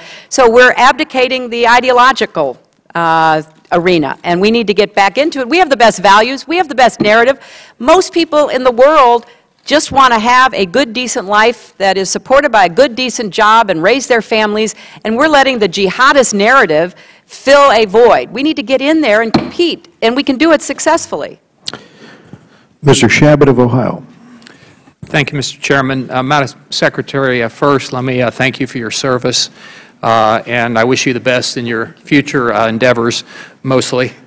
I've got a couple of questions, but I do want to take a moment or two to say a couple of words about our late Ambassador, Chris Stevens. Many members and staff on our committee have had the opportunity to know and to work with him even before he was named our U.S. Ambassador to Libya. And I think all would agree that he was one of our most able diplomats. I had the opportunity to meet with him in Tripoli a little less than a month before he and 3 other outstanding Americans were murdered in Benghazi.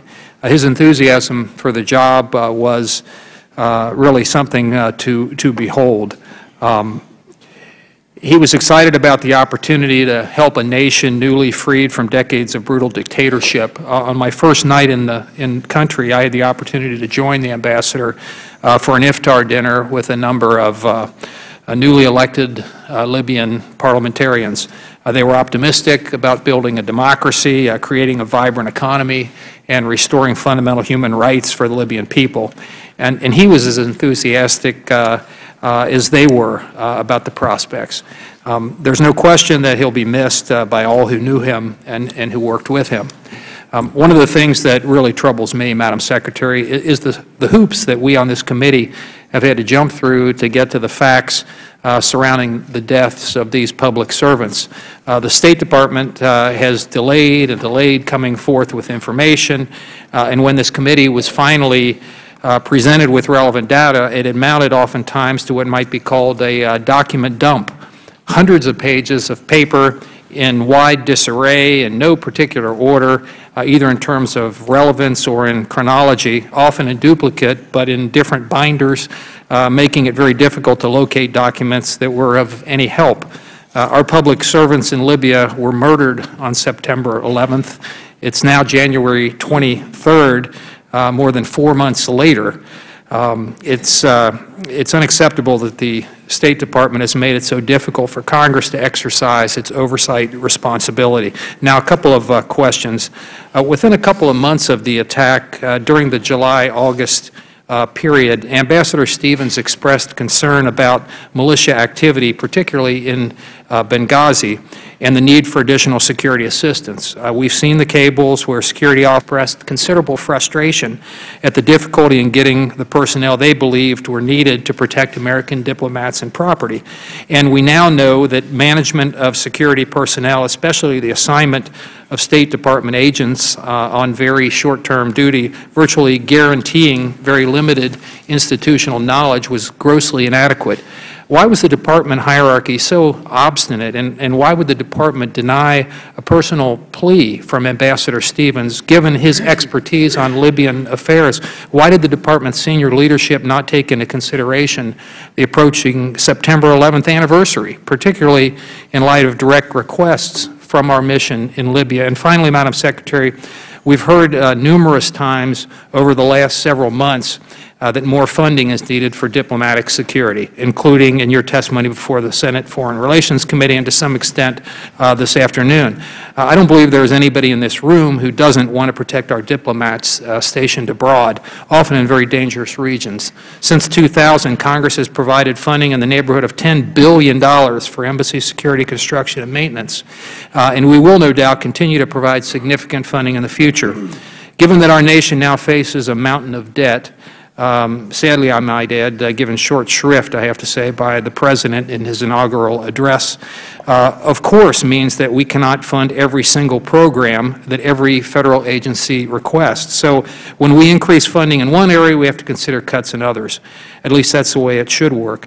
The State Department currently, are they conducting any internal reviews, for example, to determine what offsets in current program funding might be considered? And finally, I know that some have been peddling this story about it's Congress's fault for not providing sufficient funding for security. I would just note that Robert Baldry, your Chief Financial Officer for Diplomatic Security, stated, and I quote, "I do not feel that we have ever been at a point where we have sacrificed security due to lack of funding. And I note that I've used my 5 minutes, so I would appreciate your remarks. The gentleman from Ohio has used his 5 minutes, and if we want to get through the members, we're going to have to hold to those 5 minutes. So I'll just ask for a response in writing, and we'll go now to Mr. Deutsch from Florida.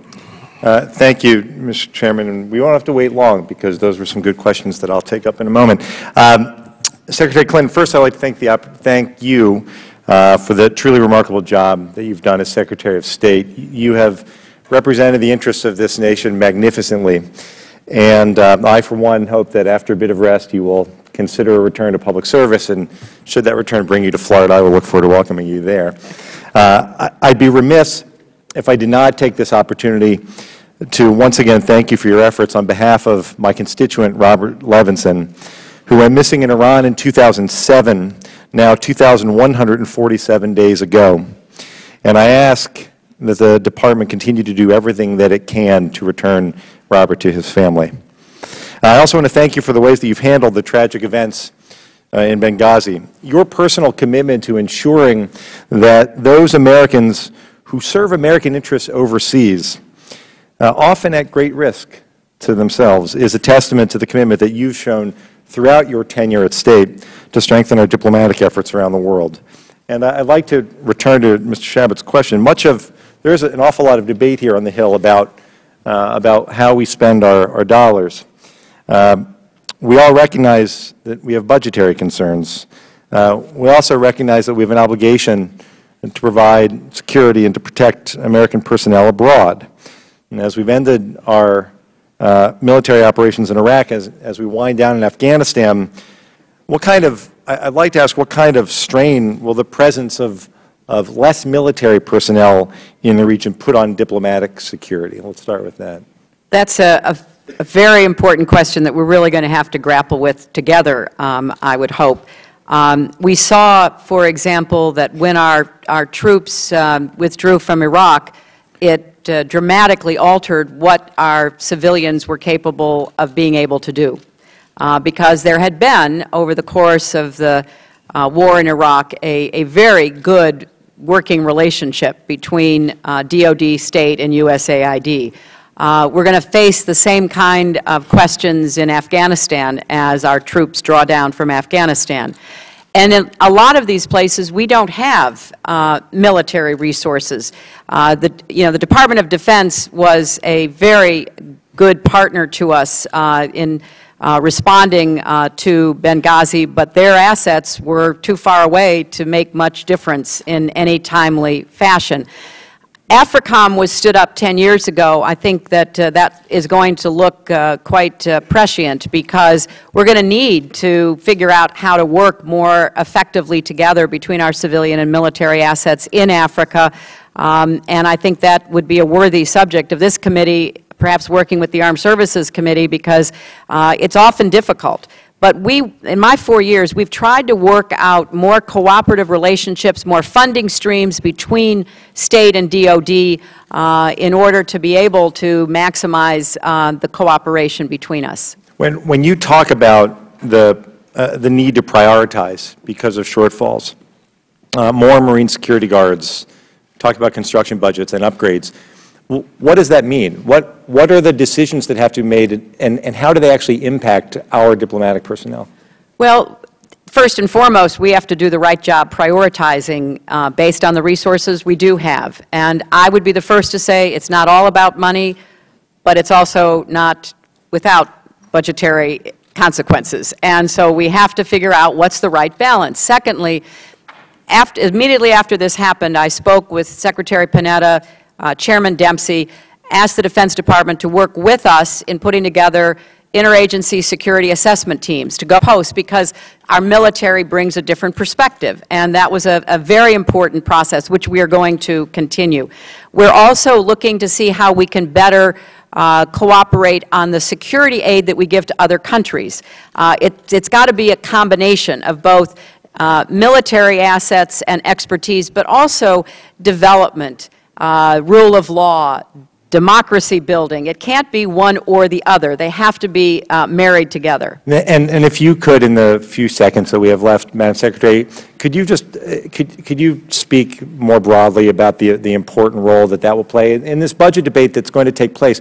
Why is it so important for us to continue to fund this? Well, let me just give you an example. Colombia.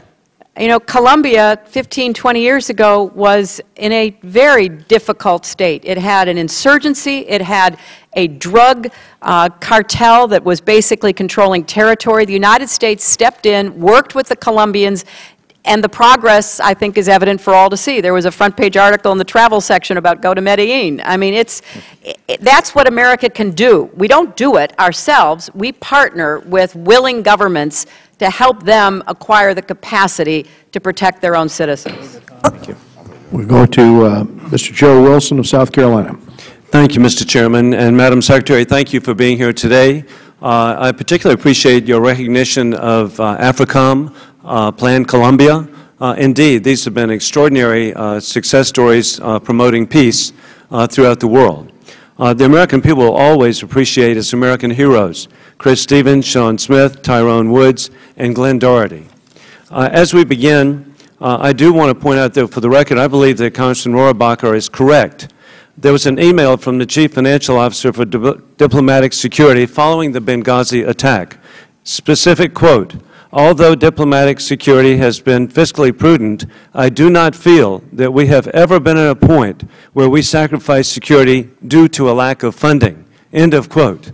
That actually is an attribute to you. And I have faith in the Chief Financial Officer that it's a correct statement. As we begin, it's been reported that since you managed the response to the Benghazi attack, why weren't you the person to appear on the Sunday shows immediately following the attack? Ambassador Susan Rice said that you declined. Was that correct? Well, I have to confess here in public, going on the Sunday shows is not my favorite thing to do.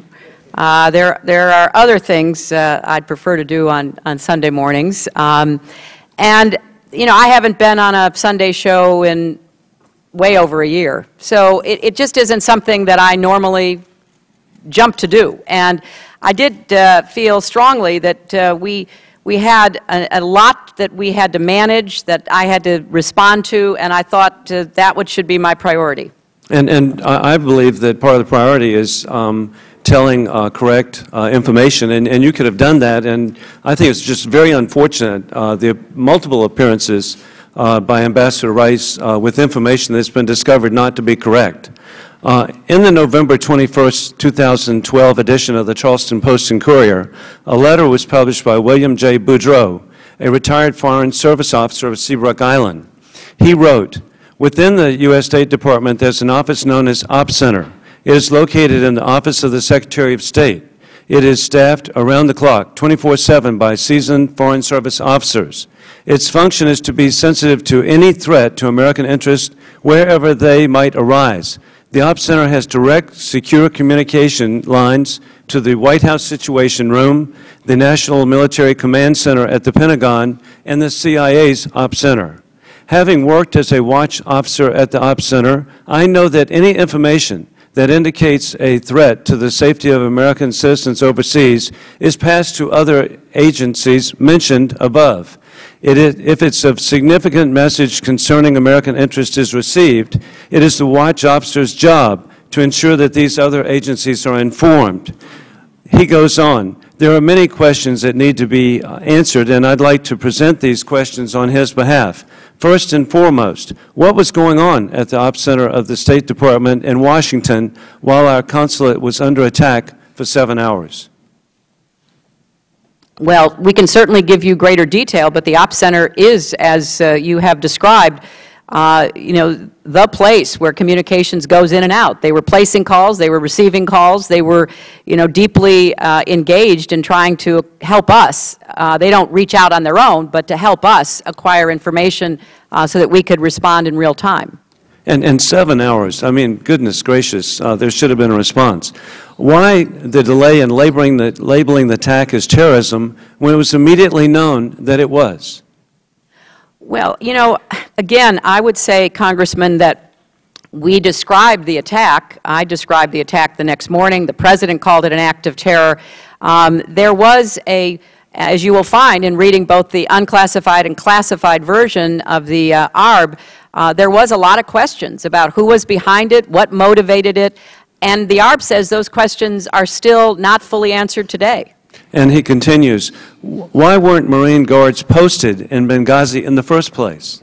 Because historically, Marine Guards are at posts where there is classified information. Marine Guards have not historically had the responsibility for protecting personnel. Their job is to protect and, if necessary, destroy classified material. At our compound, there was no classified material. And he continues, in line with everybody else, pointing out that there were requests to enhance security that were denied. Thank you, Congressman. Karen Bass of California. Thank you very much. Thank you, Chairman Royce and Ranking Member Engel, for convening this hearing. Secretary Clinton, I want to take the time to thank you for your willingness to come before this committee for the final time. And I want to offer my sincere and deep gratitude for your remarkable service to our nation. I'm also very glad to know that you're feeling much better. Thank you. For the past 4 years and well before, you have put country first, and for that our nation is indebted to you. With competence and careful consideration, you have shown extraordinary leadership on countless issues, ensuring that diplomacy is an essential part of our country's foreign policy. And your tireless efforts to elevate women and girls' rights is without comparison. You have strengthened our State Department, made it better today than when you arrived. As the ranking member on the Africa Subcommittee, I'm especially appreciative of the attention you've given to the 54 nations of Africa. While Africa may lose one of its most steadfast and dedicated champions at the State Department, I trust Africa will not be far from your thoughts and will remain a top priority in your future work. I also want to associate my comments with Congressman Sherman, who said that it's unfortunate that this is the last time we will hear from you, so I want to focus my time on moving us forward and asking your advice. You made reference in your testimony about best value contracts. And you mentioned, I believe, several nations where best value contracts are not used. And in thinking about Africa and the instability in a number of nations in Northern Africa, Central Africa, Mali, you know, what we're dealing with now, I want to know whether or not those nations are subject to those type of contracts and whether or not exemptions or waivers should be made. What should we do? Well, Congresswoman, thank you very much for your emphasis on Africa, which I think is going to be increasingly important. There are only 3 nations where the State Department has an exemption by Congress for using different contracting rules in order to get the best value for our country. Those are Iraq, Afghanistan, and Pakistan. So every other country in the world, we are under the kind of contracting rules that I think do interfere with our capacity to get the best deal, particularly when it comes to security, that we should in these countries where the threats, unfortunately, are going to always be with us. Should we look to extend that to Mali, to the DRC, to Somalia? Well, I would certainly recommend, there was an article in I think in one of the newspapers today that went into some detail. Basically, here's how it started. For more than 2 decades, federal laws required the State Department to select the cheapest rather than the best contractor to provide local guard services at its embassies abroad. And you know, there's that old saying, you get what you pay for, and this lowest price provision started off in 1990, but it has just stayed with us, and I would respectfully request that this committee take a hard look at it. If you can't do a total lifting of it for everybody, at least look at the high threat posts where obviously we did it for Iraq, Afghanistan, and Pakistan, and the countries you're naming are countries that I think would fall into that category. Well, thank you very much. Among the various Islamic extremist groups operating in Africa today, AQIM, Al-Shabaab, Boko Haram, to name a few, in your view, which pose the greatest threats, direct threat to the United States? And then given the limited capacity and are in some cases the limited political will of the countries in which these groups operate, are U.S. military, intelligence, and security assistance resources devoted to these threats adequately or appropriately balanced? And what recommendations would you have for us?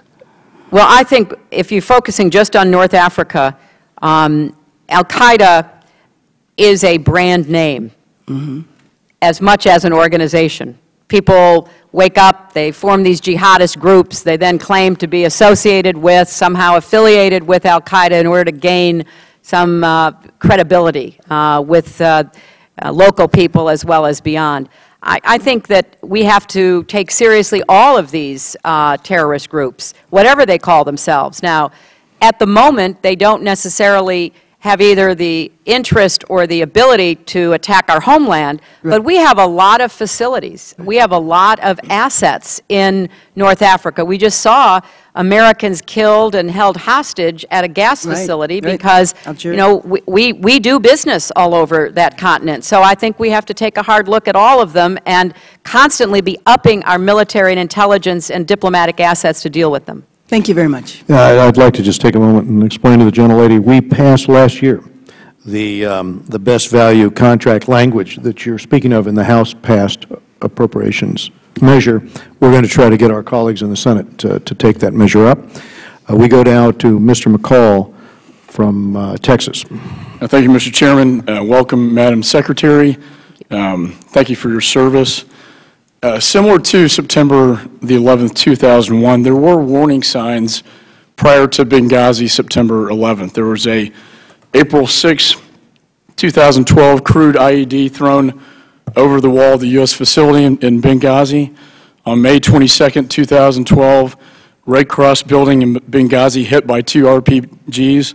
The brigades of the imprisoned Blind Sheikh took responsibility for that attack. On June the 6th, 2012, U.S. consulate in Benghazi was targeted by an IED attack that blew a hole in the perimeter wall. Again, the Blind Sheikh Brigade taking credit.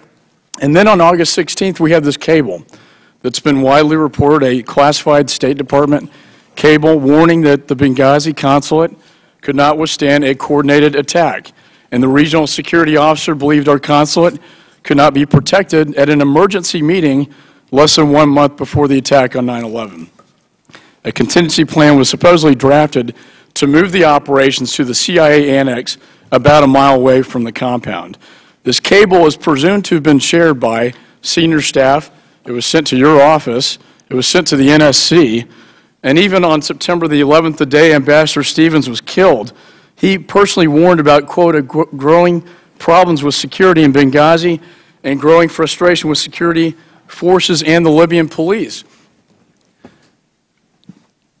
Were you aware of this cable, this August 16th cable?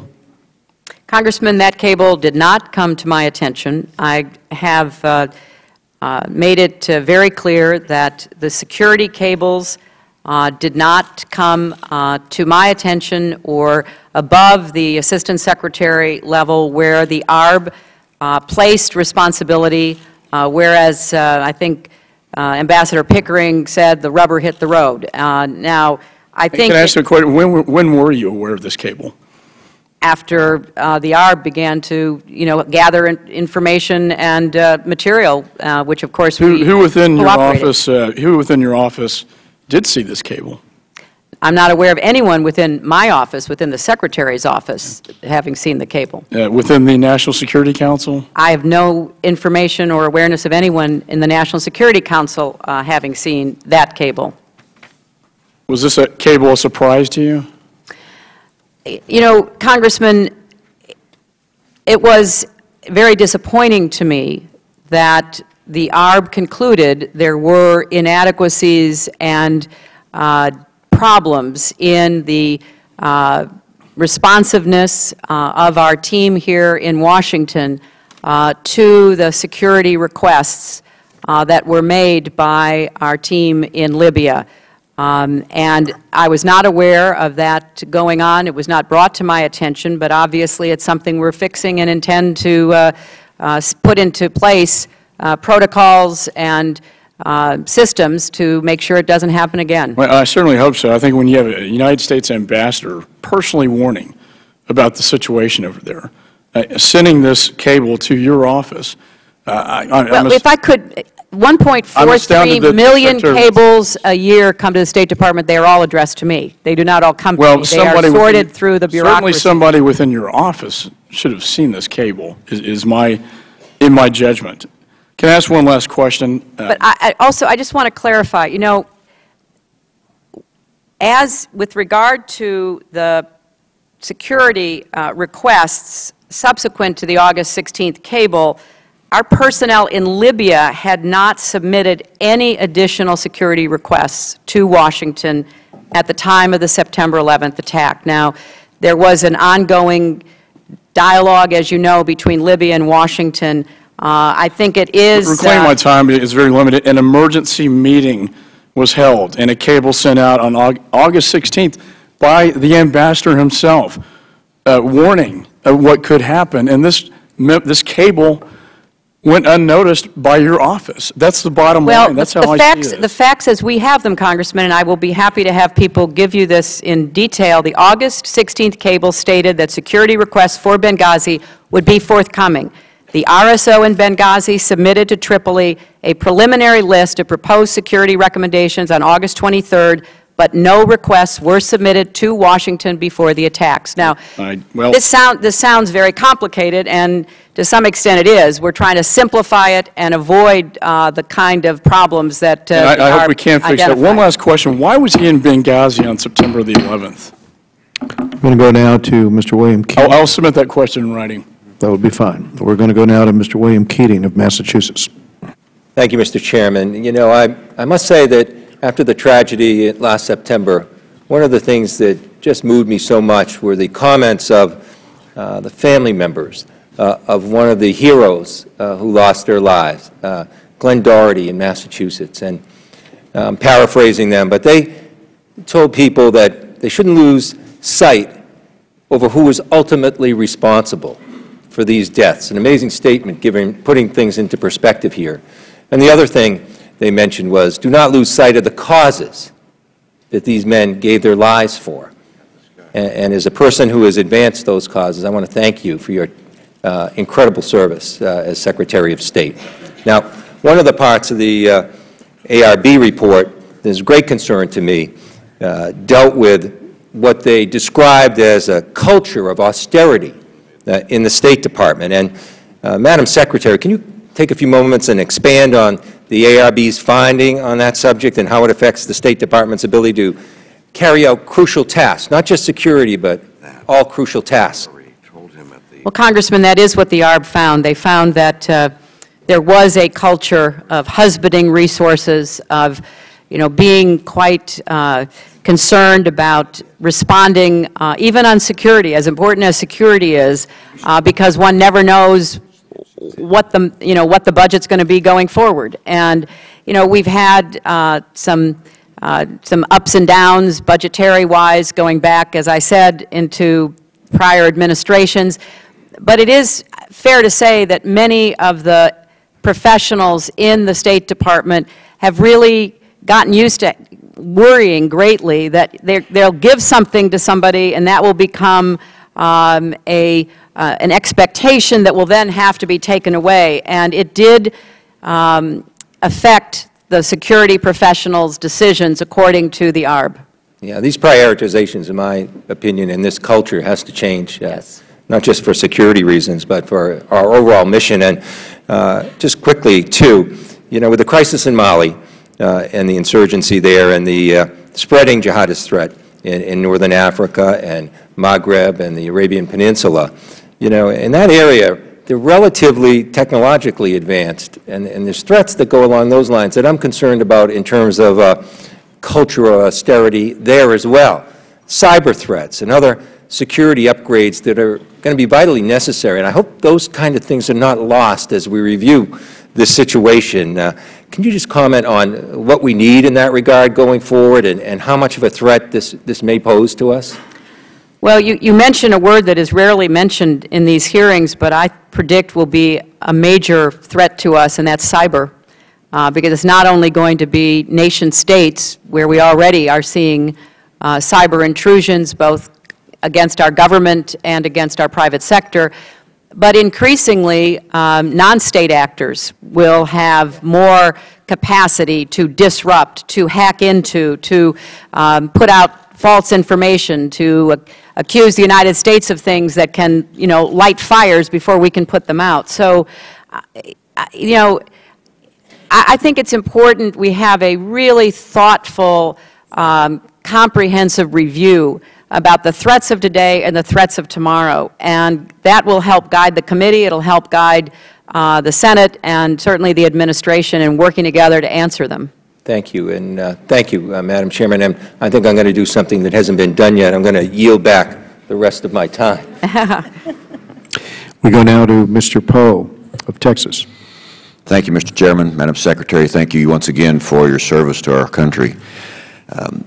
Gordon Rowan from Oregon, Frederick Blutasio from Katy, Texas, and Victor Lovelady from my district of Atascocita, Texas.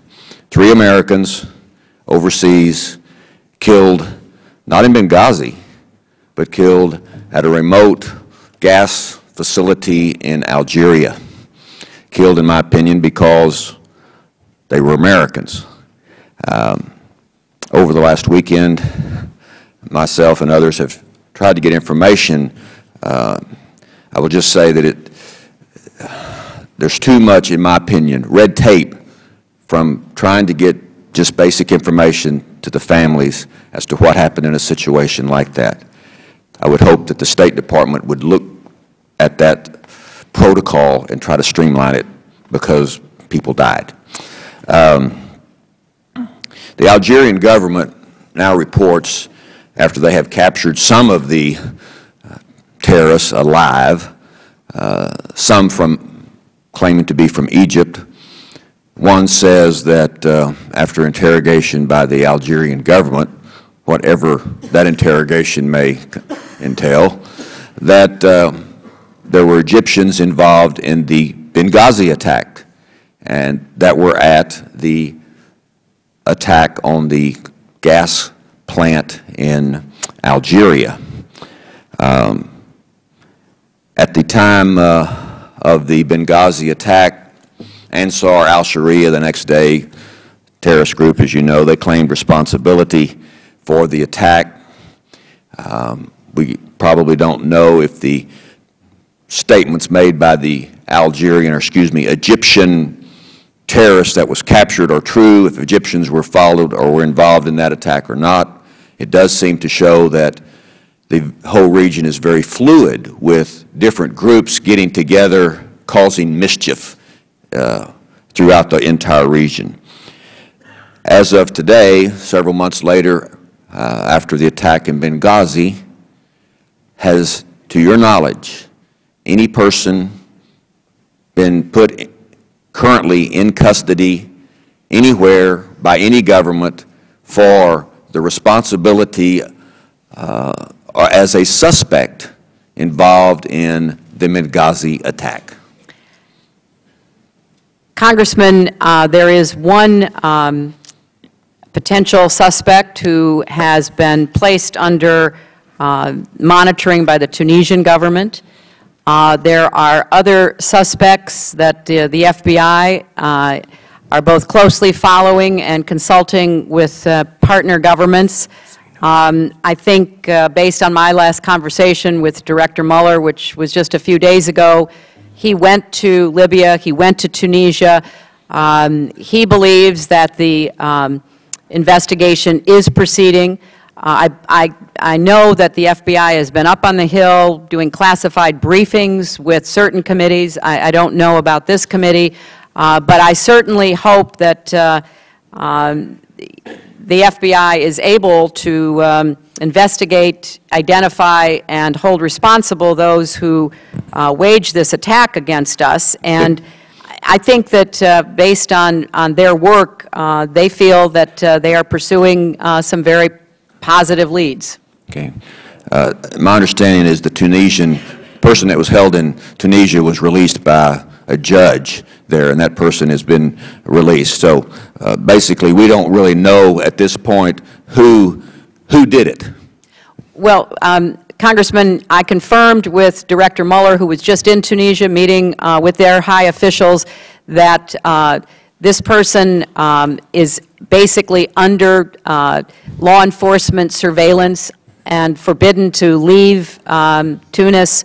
Director Mueller told me that that had been confirmed to him by the Tunisians.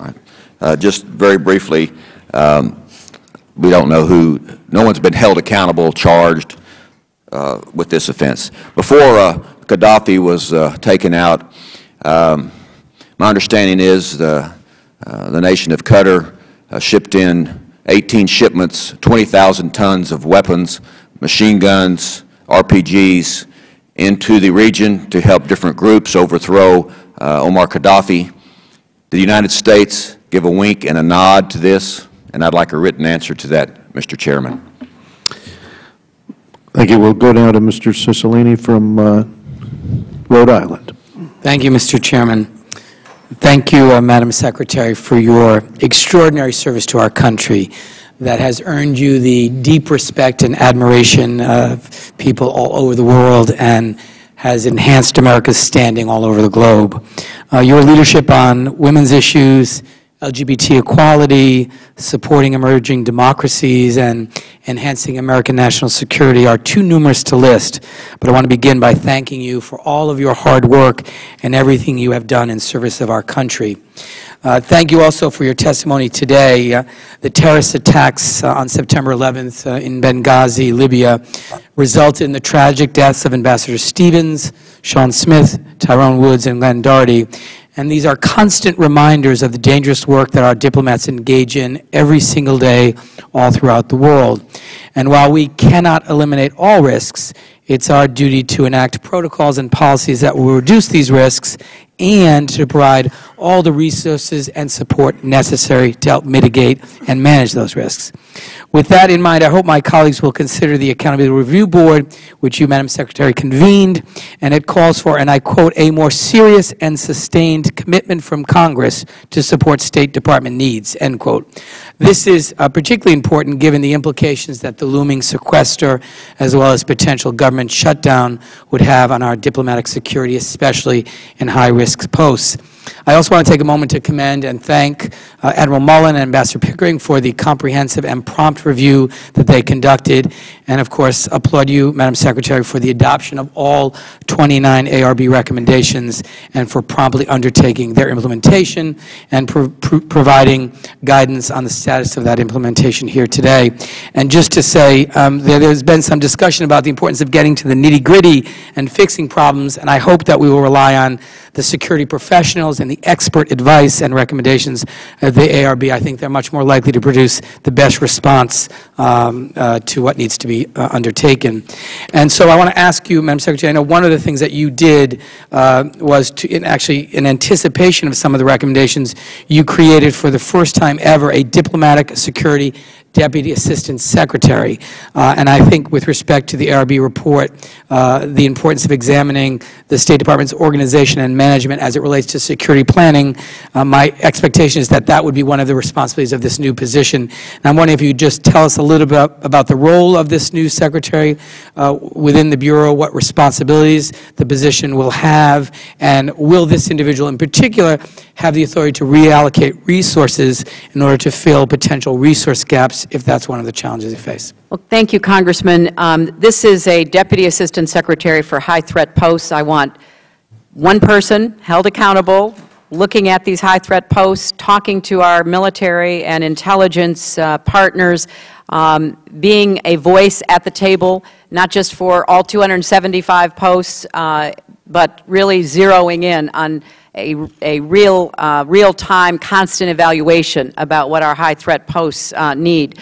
But in addition to that, we're going to continue our work with the Defense Department and the interagency security assessment threats. I'm also, for the first time, elevating a lot of these security issues for high-threat posts to the secretarial level because it hasn't been there before, and I think given what we've experienced, it needs to be We're also looking for the transfer authority to add to our Marine security guards, our construction, and our diplomatic security. We're enhancing the training for everyone. We're taking a hard look at another problem that the ARB pointed out, and that was our temporary duty assignments. You know, very often, given especially the experiences we've had in Iraq and Afghanistan, and to a lesser extent in some other large posts, we have a lot of our most experienced diplomatic security people going there. I mean, you know, in the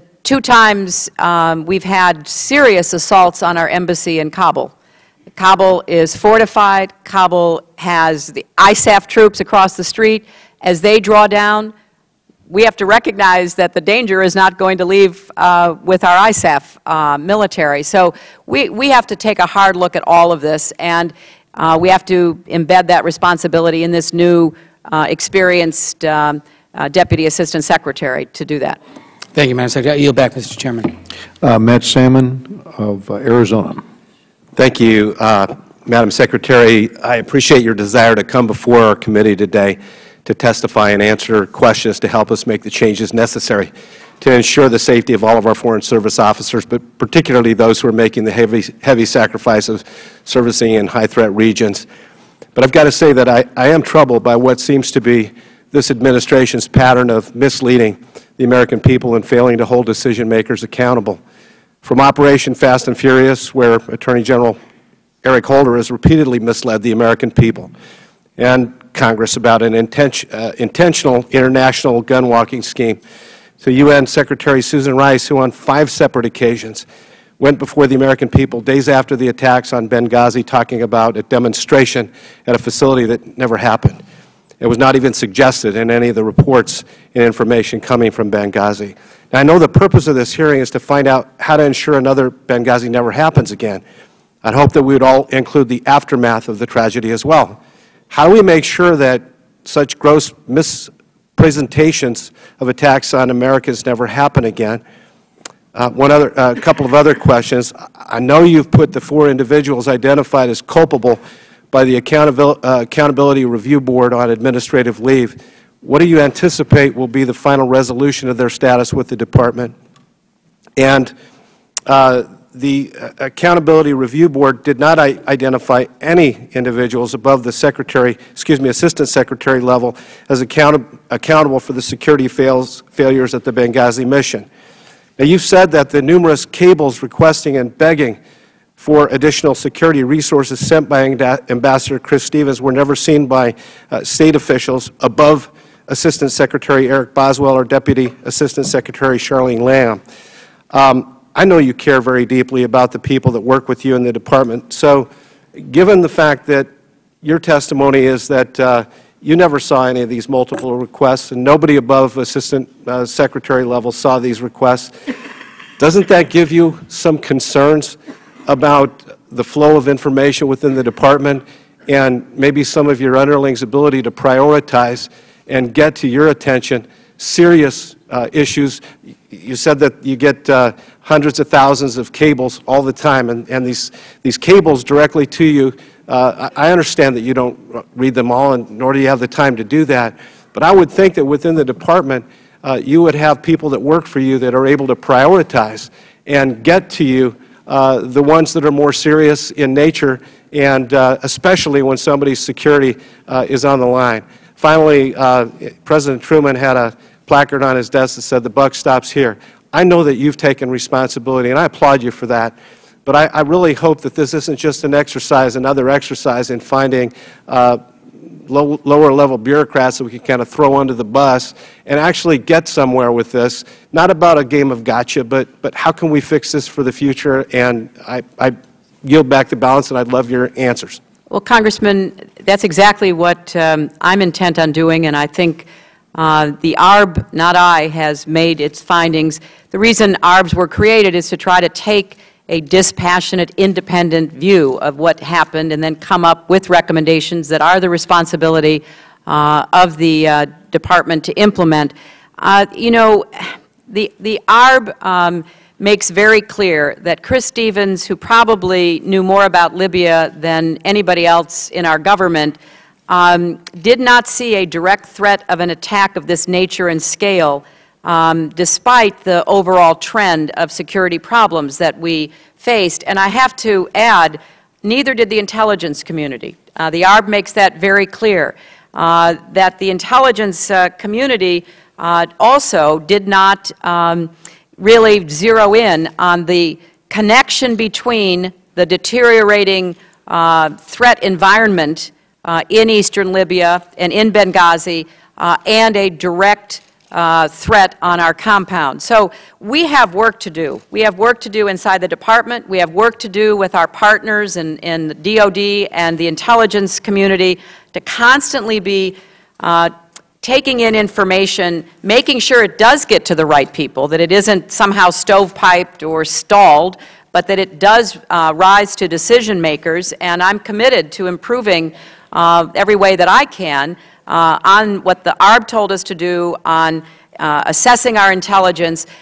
And I think that it's fair to say, Congressman, that we have to do this now, because I predict we're going to be, as we saw in Algeria, seeing all kinds of asymmetric threats, not just to our government facilities, but to private sector facilities. In Tunisia, although we protected our embassy, our school was badly damaged. So we have to take a broader view, and I think that the ARB gives us a start, but it's not the whole story. Mr. Grayson from Florida. Thank you, Mr. Chairman. And thank you very much, Secretary Clinton, for your contributions to securing America's place in the world for the past 4 years, and for your contributions toward world peace. The first question I'd like to ask you has to do with the Accountability Review Board's report. The report does identify specifically people who were found to have engaged in the Department in systematic failures and deficiencies. I want to be clear about this. You were not one of those people. Is that correct? That's correct. All right. Now, it was identified earlier that a report dating from the 1990s had said that the Secretary should take a personal and active role in security. Have you done that during your 4 years at the State Department? I have been very attuned to the environment in which threats are occurring, the intelligence that is available, certainly not the specific requests and decision-making which rests with the security professionals. All right. Regarding the security professionals, is there anybody now in existence in the Department who is responsible for reviewing the itineraries of ambassadors in advance in order to determine whether there is an undue threat to their safety? The general answer to that is no. Ambassadors are given what's called Chief of Mission Authority. Ambassadors, especially those who we ask to go to dangerous posts, are pretty independent folks. Some of them might say, well, what do you think about this or that? But most of them make their own decisions. Chris Stevens did not ask anyone for permission to go to Benghazi. I don't think it would have crossed his mind. Robert Ford, who served as our ambassador to Syria, went out on numerous occasions to talk to the opposition before we pulled him out of Damascus. We had, very brave ambassadors like Ryan Crocker, one of our very best, who it would be very difficult to say, Ryan, you can't go do this, even though you've decided you should do it. But what we're trying to do is to create a more ongoing discussion between our ambassadors, our bureaus back in the State Department who are regional experts, and our security people, so that at the very least no ambassador is taking an unnecessary risk, however that is defined. Well, with regard to Ambassador Stevens, certainly it was brave of him to go to Benghazi on the days that he did. I have to ask you honestly, though, was there anything in his itinerary on the 10th or the 11th that actually specifically required his personal presence? Well, he certainly thought so, Congressman, and he did, of course, discuss this with his own security people. Remember, we do have regional security officers in these posts. They are the ones that an ambassador will turn to. He believed that it was important for him to go to Benghazi. There were a number of meetings that he was holding and some public events that he had on his schedule. And, he was someone who really believed strongly he had to get out there. And I think, as the Arab has pointed out, he was given great deference by the rest of the government. Do you have any concept of the number of American troops it might have taken to actually create a totally secure environment for him in Benghazi on September 10th and 11th? No, the the number of diplomatic security personnel requested in the cables was 5. There were 5 there that night with him, plus there was a mutual understanding with the annex that had a much more heavily armed presence because of the work that they were doing in the region. It is very difficult to, in retrospect, really anticipate what might have been. One of the RSOs who had served in Libya said the kind of attack that the compound suffered had not been anticipated. We had gotten used to, preparing for car bombs and suicide bombers and things like that, but this was of a different nature. And we even saw that at the annex, which was much more heavily fortified, had much more heavy military equipment.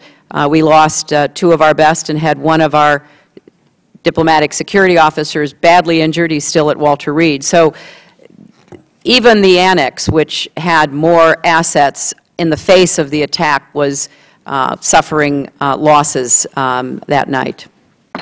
Thank you very much. Mr. Marino of Pennsylvania. Good afternoon, Madam Secretary.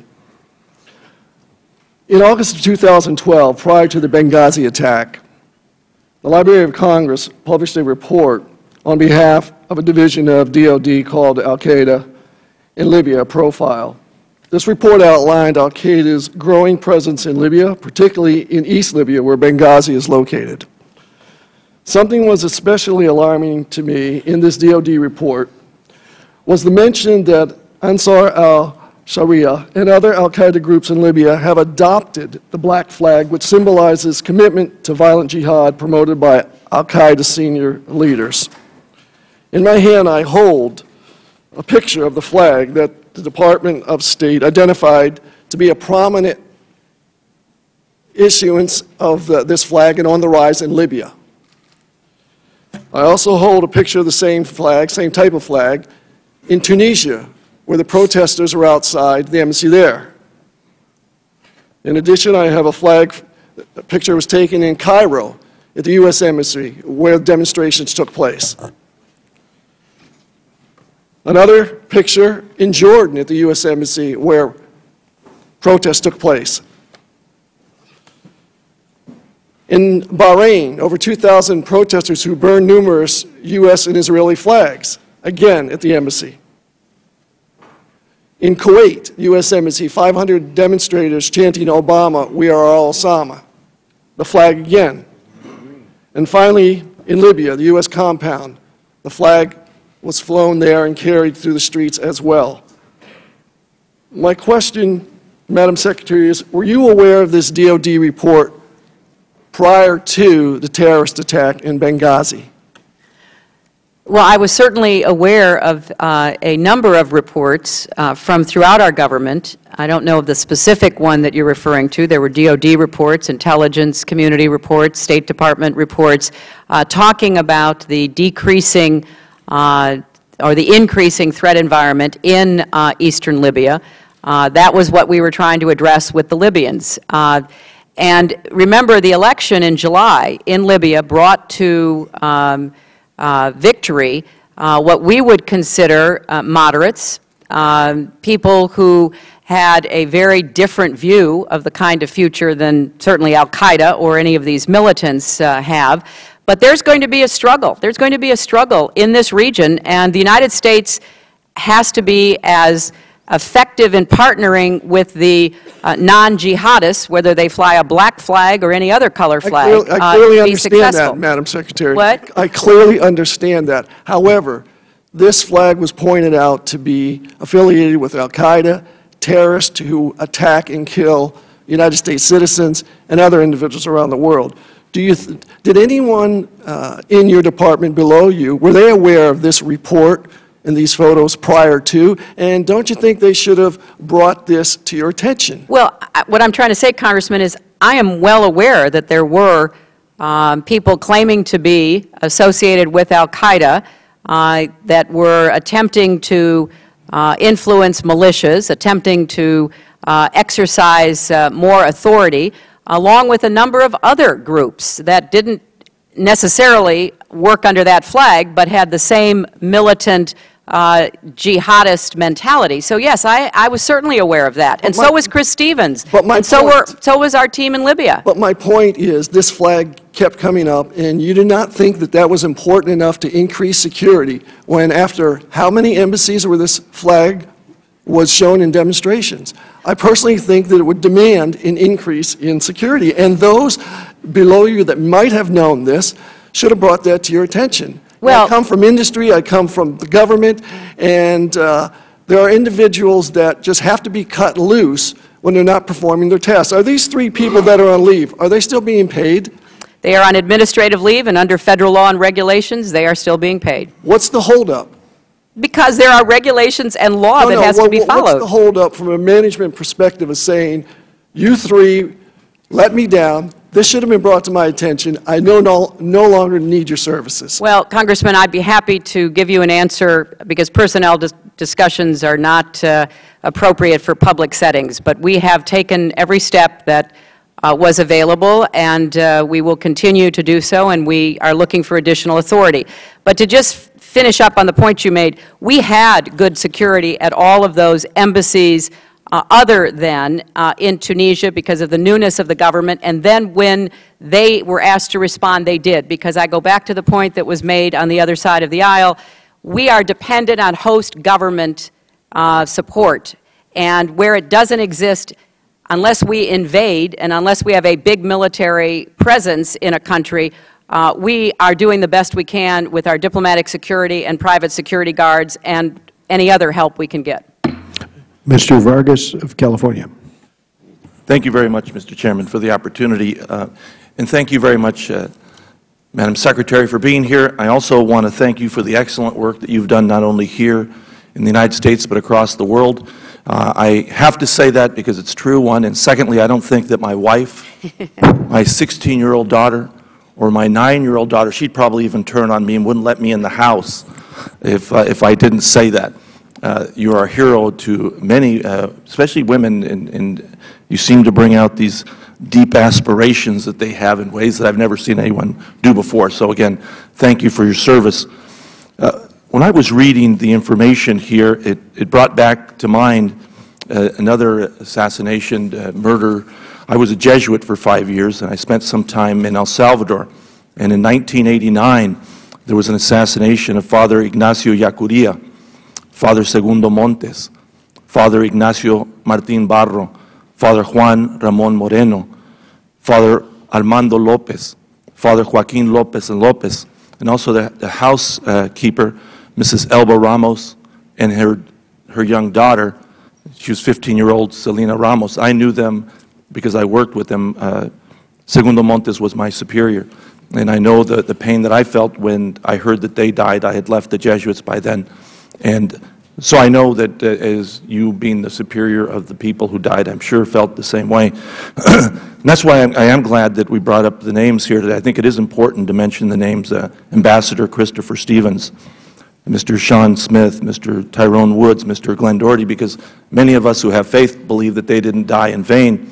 And that's why I'm very proud that you're here bravely standing before us, trying to figure out what to do. And one of the things that did trouble me as I read this was the reliance that we have on local security. That's the part that didn't make sense to me. I come from San Diego. We have the Marine Corps there. We have the Navy. We have incredibly good security and service people. Why don't we rely more on them? Well, that's an excellent question, and you brought back some very sad memories in talking about the losses that occurred in El Salvador.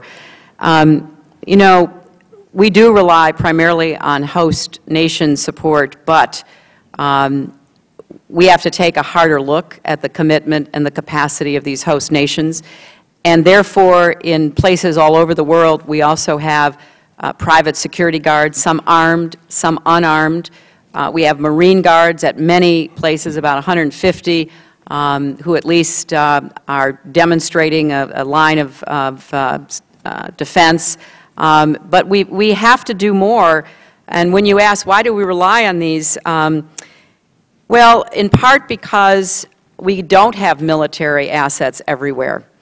If you look at the statements, particularly by Admiral Mullen, who was our chairman of our Joint Chiefs, he basically said, look, we have to work together more closely between state and DOD, but it's unrealistic, in his words, to tether our military to every high-risk post.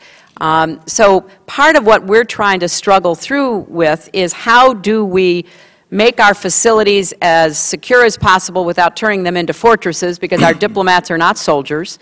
How do we have reliable private security? The February 17th Brigade was a Libyan government-supported militia that started defending Chris Stevens when he showed up before Gaddafi fell.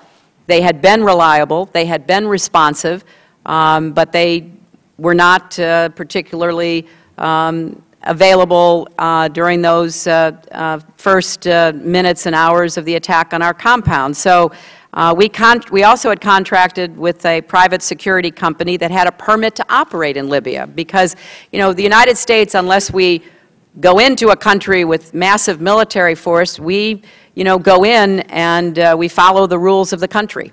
And we had to get a security force that had a permit from the Libyan government. So these are all issues that are being looked at so that we try to fill the gaps that have been identified. Well, thank you. And the last thing I would just correct that you said earlier, that we haven't done enough promoting ourselves around the country, the world. I think you have. I think you've done a fantastic job, and other than President Kennedy, I don't know of anyone that's had a better image in Latin America, so we thank you. Thank you very much, Congressman. We go now to Mr. Duncan of South Carolina. Thank you, Mr. Chairman and Madam Secretary. Let me just tell you, Americans are frustrated. They're frustrated over the handling of Benghazi, what happened when 4 Americans died there. They're frustrated, and sometimes they're downright angry about being, what they think, being misled about what really happened there. Being told that this was a protest over a video, not just for a couple of days, but for weeks on end. And then they're frustrated when they see comments from you this morning when you said, what difference at this point does it make? I'll tell you what difference it makes. It makes a difference when Americans think they were misled about something for political reasons. In the hearing this morning, you mentioned that we were clear-eyed about the threats and dangers as they were developing in eastern Libya. Madam Secretary, if you were really, in your words, clear-eyed about the levels of threat to our consulate in Benghazi or our special mission in Benghazi, then you should have known about Chris Stevens' memo, I believe, of 16 August, that said our consulate could not be defended from a coordinated attack. Questions Americans have is, did he expect an attack?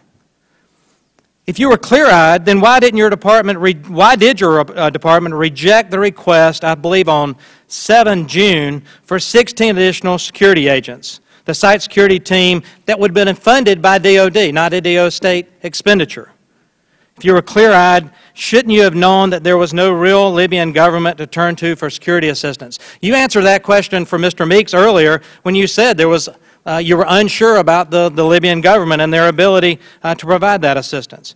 If you were clear-eyed, were you clear-eyed about the al-Qaeda's displeasure with who we seem to be supporting during the summer elections, the moderate that was elected? If you were clear-eyed, shouldn't you have known that al-Qaeda roamed freely in and around Benghazi? As my friend from Pennsylvania pointed out, there were al-Qaeda flags not just at the protests, there were al-Qaeda flags flying all over Benghazi. If you were clear-eyed, were you clear-eyed when the Brits left Benghazi because they had the attack? Why did 4 Americans die? What was so important that Ambassador Stevens, if he knew there was a security threat in Benghazi, he went there on September 10th and 11th and gave his life for our country? What was so important for him to go to eastern Libya, knowing all these threats, knowing the memos are clear? And I think you misspoke earlier when you said that you didn't know of any requests that were denied for more security. June 7th, email exchange between Ambassador Stevens and John Moretti when he requested for one MSD team, or actually an additional MSD team, and the reply from John Moretti said, unfortunately, MSD cannot support the request. There was a request made for more security, and it was denied on June 7th. And so, Madam Secretary, you let the consulate become a death trap, and that's national security malpractice. You've said you take responsibility.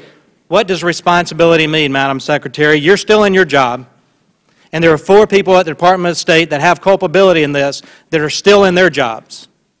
I heard the answer about firing or removing personnel. I get that, but this was gross negligence. At what point in time can our administration and can our government fire someone whose gross negligence left 4 Americans dead in Benghazi? What does the word responsibility mean to you, Madam Secretary? I think I've made that very clear, Congressman, and let me say that we've come here and made a very open, transparent presentation. I did not have to declassify the ARB. I could have joined 18 of the other ARBs under both Democratic and Republican administrations, kept it classified, and then, you know, just said goodbye. That's not who I am. That's not what I do. And I have great confidence that the Accountability Review Board did the job they were asked to do, made the recommendations that they thought were based on evidence, not on emotion. There was a lot of evidence, reclaiming my time, there was a lot of evidence that led up to the security situation. I'm sorry, Congressman. You mentioned transparency.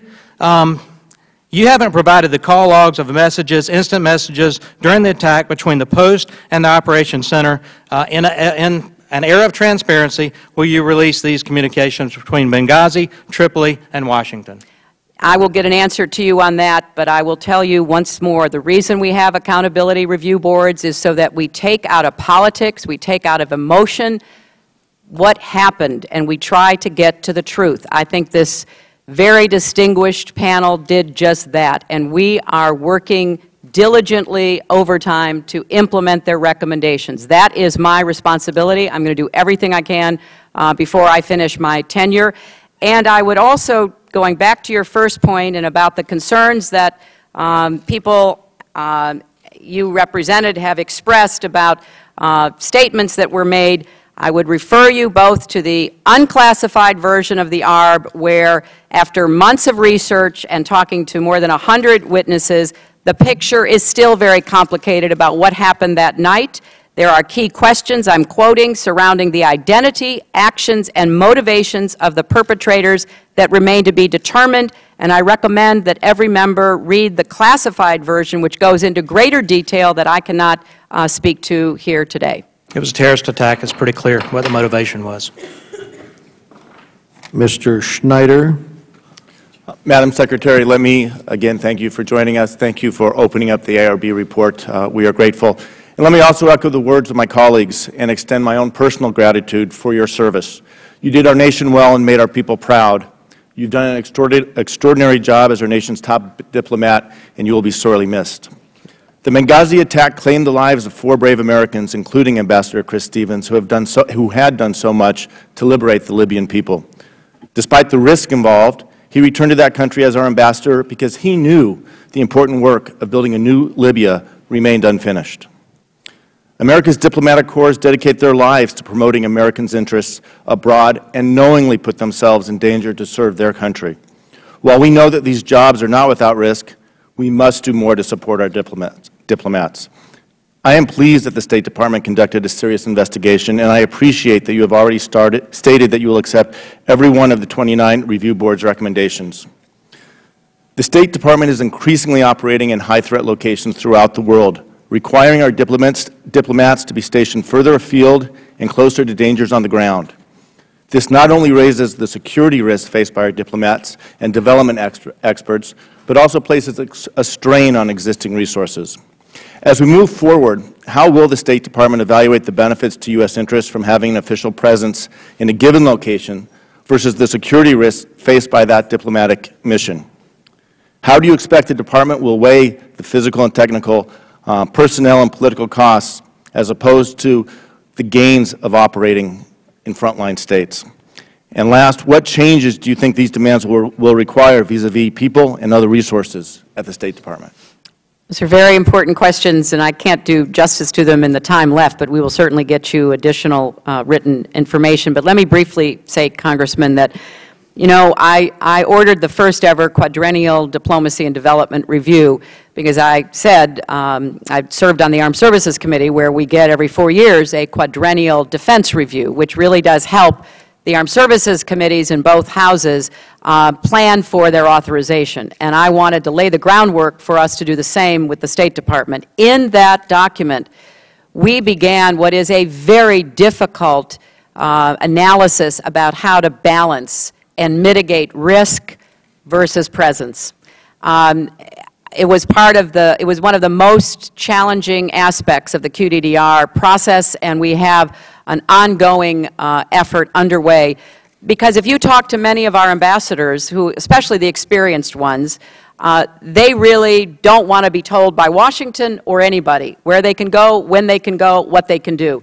They've been in the Foreign Service 10, 20, 30 years or more, and they believe in their missions, and they believe they have a better sense of how to evaluate risk. At the same time, we do have to be conscious of and make difficult decisions about how to protect not just ambassadors, but all of our personnel and their families in these high-risk posts. It is a constant debate, Congressman. You know, we have authorized departure, we have ordered departure, and it is something that we take very seriously when we do it. You know, when we left Benghazi on the night of 11th, 12th, there were others still there. The Italians were there, the Turks were there, the Italians have just left. I mean, people evaluate risk over time, and I think it's important to do what we can to minimize it. Some of that will be done by technology, some of that will be done by hard security, and some of that will be done by what we call soft power. But trying to get the balance right is very difficult. As we look forward, the steps taken, how do we ensure, we'll be in new places, we're going to face new challenges, how do we make sure that we're able to provide the resources to these high-threat, high-risk posts? Very, very difficult. You know, that's going to be a question of new streamlined processes and protocols, sufficient security, both hard and soft, and resources. And we just have to ask you based on our best assessment about what we need to do our jobs. And sometimes, you know, you've got a budget process and nobody has predicted that you're going to have a revolution against Gaddafi. And then you've got to scramble. How do you get somebody into Benghazi? How do you figure out what to do in Tripoli? And there are, I could go down the line and tell you 10 or 20 of those examples that we live with every day. So it's more of an art than a science, to be honest, because as of now we don't have, you know, hard parameters, but we're trying to develop the best we can. Thank you. Madam Secretary, I understand that you have a meeting at the White House, but have agreed to stay so that members can have a few more questions. We will end by 5, and we really appreciate that. We want to go to Mr. Kinzinger of Illinois. Well, thank you, Mr. Chairman, Madam Secretary. Thank you for staying.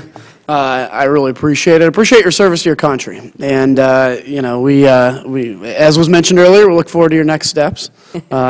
We'll see what happens. Let me just say, I'm actually an Air Force pilot, and I have a few concerns I want to lay out here. One of the first things I was told as a pilot in the military is that your country will never leave you behind. If you find yourself down in enemy lines, rest assured your country will move heaven and earth to come get you.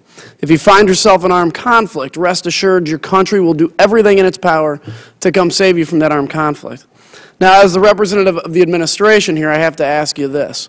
From the initial attack to the second attack, there was a lull of 7 hours. Now, I'm going to say this. I was one of a handful of Republicans to vote to support the President's position in Libya. I think we did the right thing there. But I did it with the knowledge that we would have the military forces in place to be able to rescue any personnel in a tough situation. In that intervening 7 hours, military assets, to what we know, what we can talk about, were not put in place. Aviano Air Base is 1,044 miles from Benghazi. Aviano Air Base is an F-16 base. Airplanes could have been put in the air after being fueled, even if they didn't have missiles on them, and there can be non-violent things that F-16s can do to disperse crowds that I know of well. So that's a concern. Originally, also, when you briefed us, I remember, and this has been, I know, hammered, and it's been hammered a little bit, but when you briefed us, you said unequivocally this was a result of the video. And I remember, in fact, you got pretty upset about it when somebody suggested that this was a terrorist attack. This was our briefing that we had. But we find out now it wasn't. We find out now that it wasn't the video, it was this terrorist attack. When we come talk about the issue of the drone and the surveillance overhead, if there was, in fact, a drone overhead, I would assume that there would be a link in which you could watch what is going on live, or else maybe somebody under you was able to see what was going on live, or else that link was down. And another question I have, when it comes to, I watched your testimony in the Senate, and you said, you know, part of the reason we had a little bit of a delay in understanding what was going on, we did not have immediate access to the security cameras, the security footage, but yet at the same time, you had mortars being reported as being fired on security personnel. If I would hear that mortars are being fired, I would immediately assume, regardless of whether I could see what's going on overhead, regardless of if I could see the security footage, that this is more than a spontaneous demonstration. The other question I have, too, I'm laying a few out for you. The FES team, the Foreign Response Team, was that your decision not to deploy that right away? Was that an issue of logistics? Where does that come from? And the final thing I want to say is this.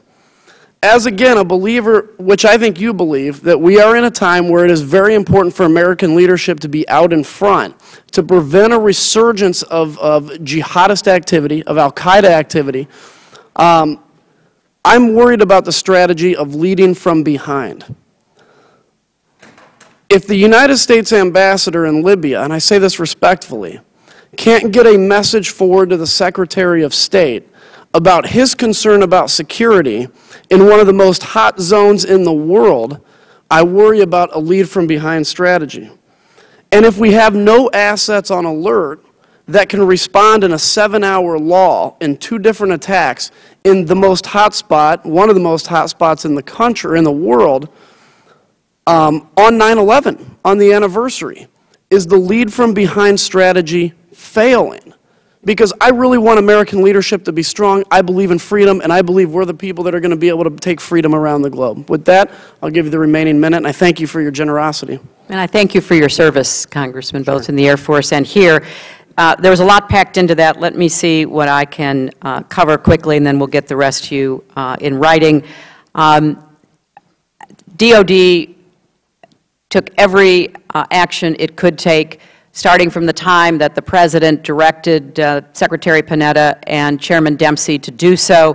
Again, I turn to the ARB because that's, to me, a much more factually based finding. The Board found no evidence of any undue delays in decision-making or denial of support from Washington or from military combatant commanders. Quite the contrary.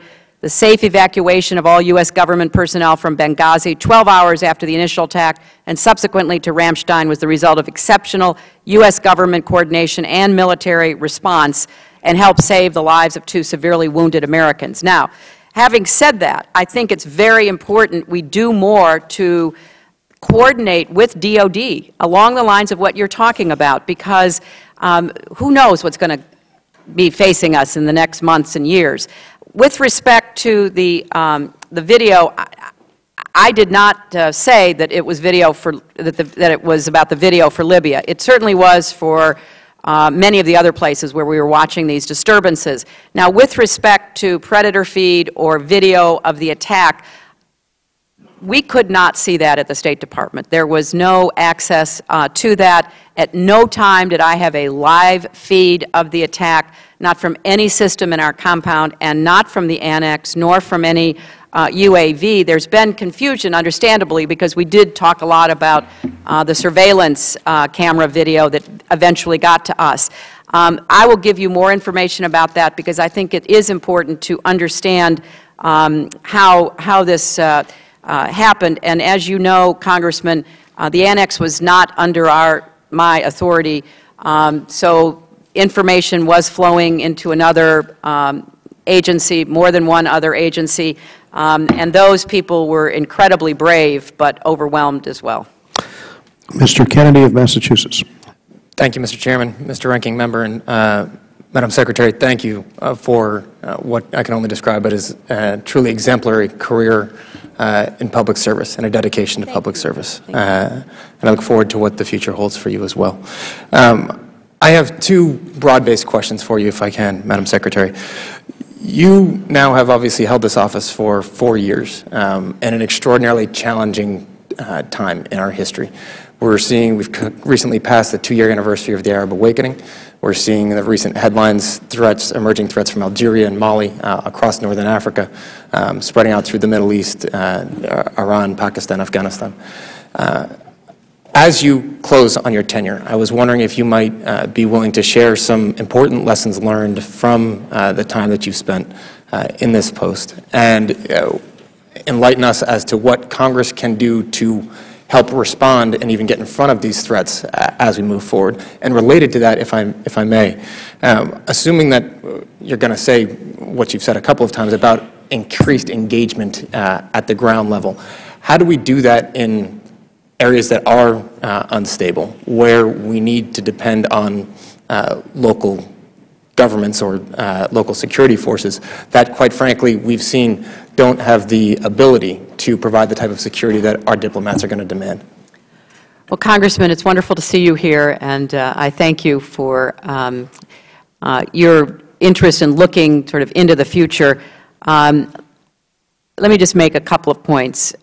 First, we have a lot of tools that we don't use as well as we should. I think we've abdicated the broadcasting arena, where both in TV and radio, which are considered kind of old-fashioned media, are still very important in a lot of these ungoverned areas, a lot of these difficult places where we're trying to do business.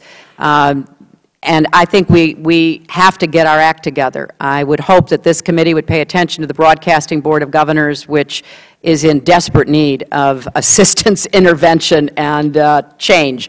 I think, too, social media is a great tool. We've begun trying to use it much more in the State Department, and not to communicate with just leaders and officials, but really, as you say, get down into the grassroots. I started 2 organizations to deal with countering violent extremism. One, a new operation inside the State Department that is staffed with interagency experts, so that, I'm not saying anything that's classified, but it's beginning to try to respond to al-Qaeda and other jihadist propaganda. So if they put up a video which talks about how terrible Americans are, we put up a video which talks about, how terrible they are. We're trying to meet them in the media channels that they are communicating with people.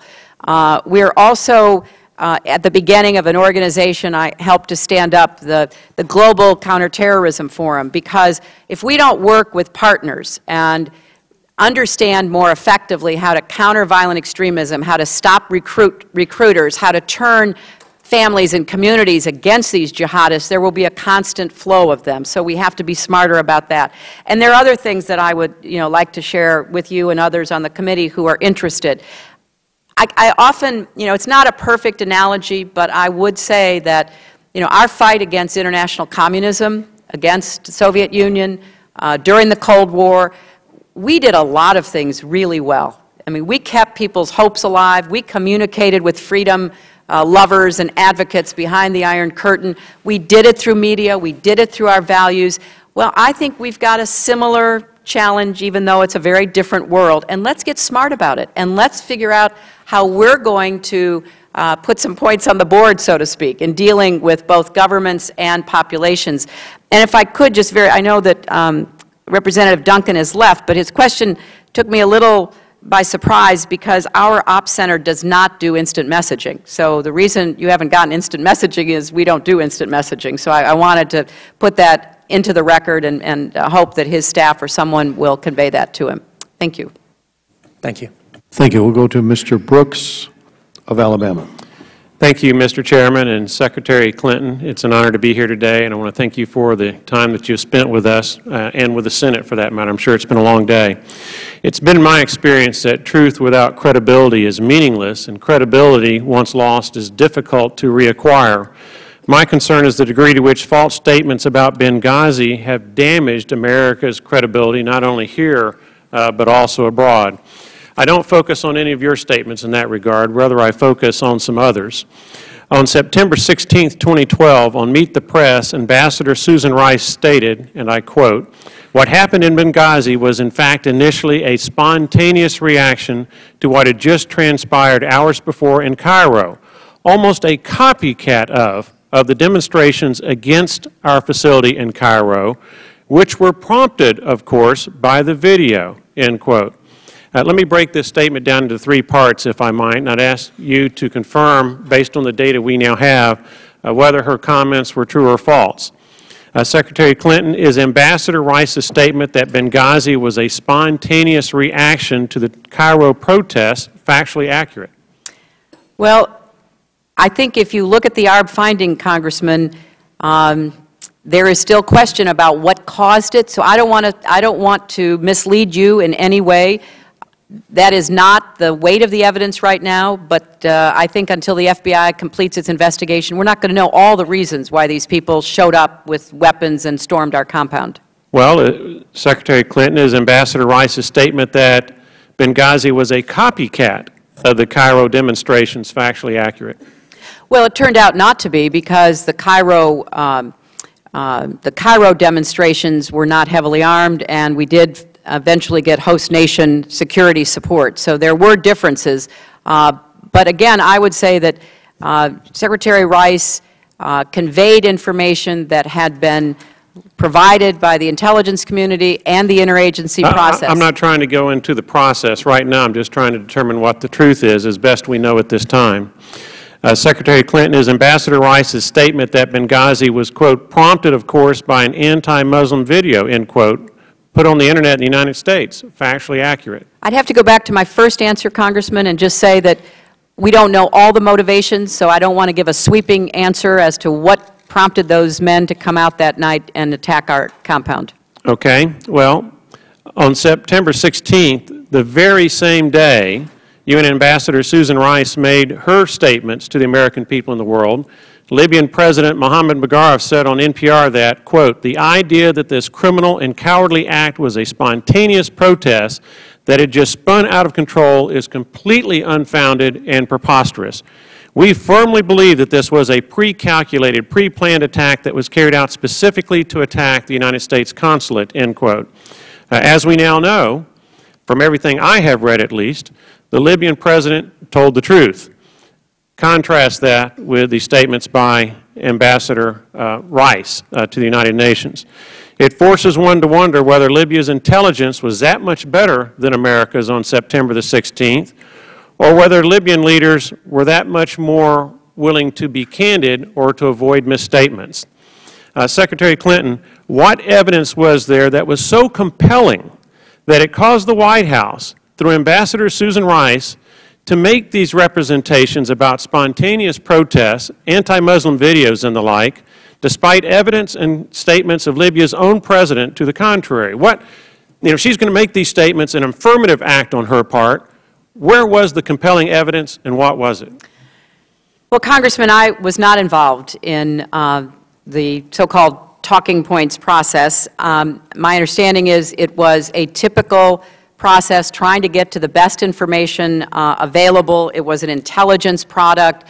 They are, as I again understand it, working with their committees of jurisdiction to try to unpack that. But I will say that all of the senior administration officials, including Ambassador Rice, who spoke publicly to this terrible incident, had the same information from the intelligence community. If I might interject, I appreciate your response so far, but if you're not familiar with any compelling evidence that would support the statements made by Ambassador Rice, who would know? Well, there was evidence, and the evidence was being sifted and analyzed by the intelligence community, which is why the intelligence community was the principal decider about what went into talking points. And there was also the added problem of nobody wanting to say things that would undermine the investigation. So it was much more complex than I think we're giving it credit for, sir. Thank you for your candor, and thank you for your time, Mr. Chair. The ranking member and I have discussed going to 3 minutes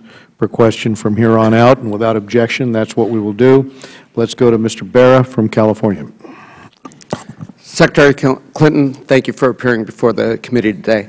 As a new member of Congress, I think I speak for all the freshmen that we're not going to get much time to serve with you, but we hope in a few years we'll get that chance to serve again. Thank you.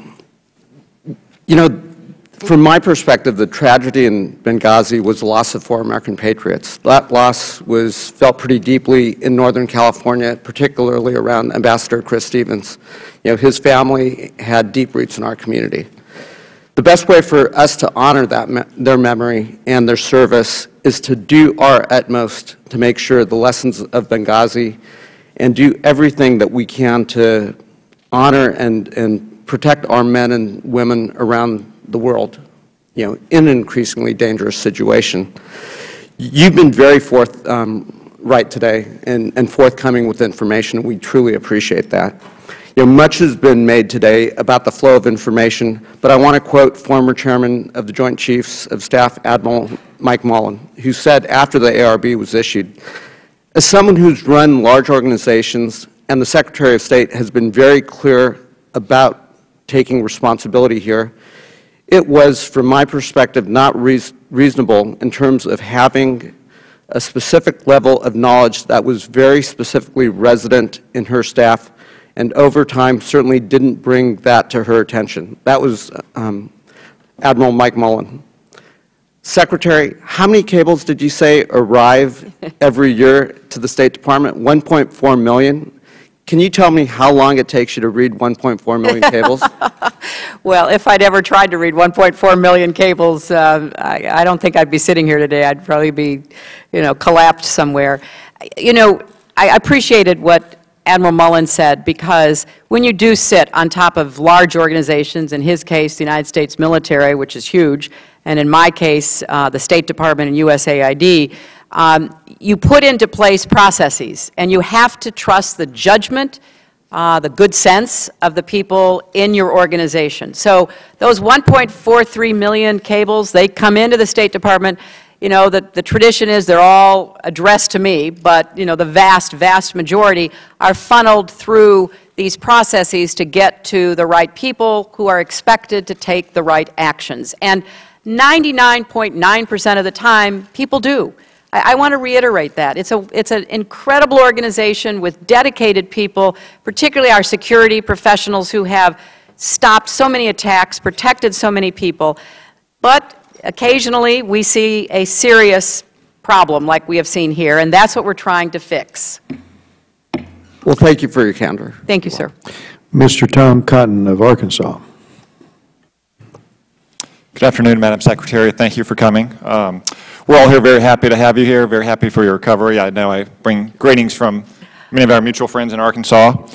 Some of our peers on the other side have expressed their ambitions for your future. I would like to say that I just wish you'd won the Democratic primary in 2008. I did pretty well in Arkansas. You did. You said on September 21st that we will not rest until we have tracked down and brought to justice the terrorists who murdered the 4 Americans at Benghazi. Yes, sir. Earlier today you said, "I certainly hope the FBI is able to investigate, identify, and hold those responsible." Does the difference in those two statements reflect any concern on your part of the progress of that investigation? Well, Congressman, first, congratulations, and it's good to see you here. No, it does not, but I am conscious of the fact that talking about FBI investigations is something you have to be extremely careful about for obvious reasons. I think it's clear, or I hope it's clear, that President Obama, when he says we're going to bring people to justice, even if it takes some time, he means what he says. Obviously, the FBI is conducting an investigation. What actions are taken will be determined in the future. What is the United States government's position on the role of al-Qaeda in the Islamic Maghreb in the attacks at Benghazi? Again, I'm not going to prejudge what the FBI determines. We know that there are al-Qaeda related organizations, as we saw from the pictures that were held up throughout the region, including in eastern Libya. We know that people, like we saw with the recent attacks in Algeria, like to associate themselves with al-Qaeda, but we've got to be careful about what that means. Core al-Qaeda has been severely depleted coming out of Afghanistan and Pakistan. What we're dealing with now is the jihadists who have been associated with al-Qaeda, who have gained, unfortunately, very serious combat experience, coming back to the countries that they left in order to go wage jihad in Central Asia.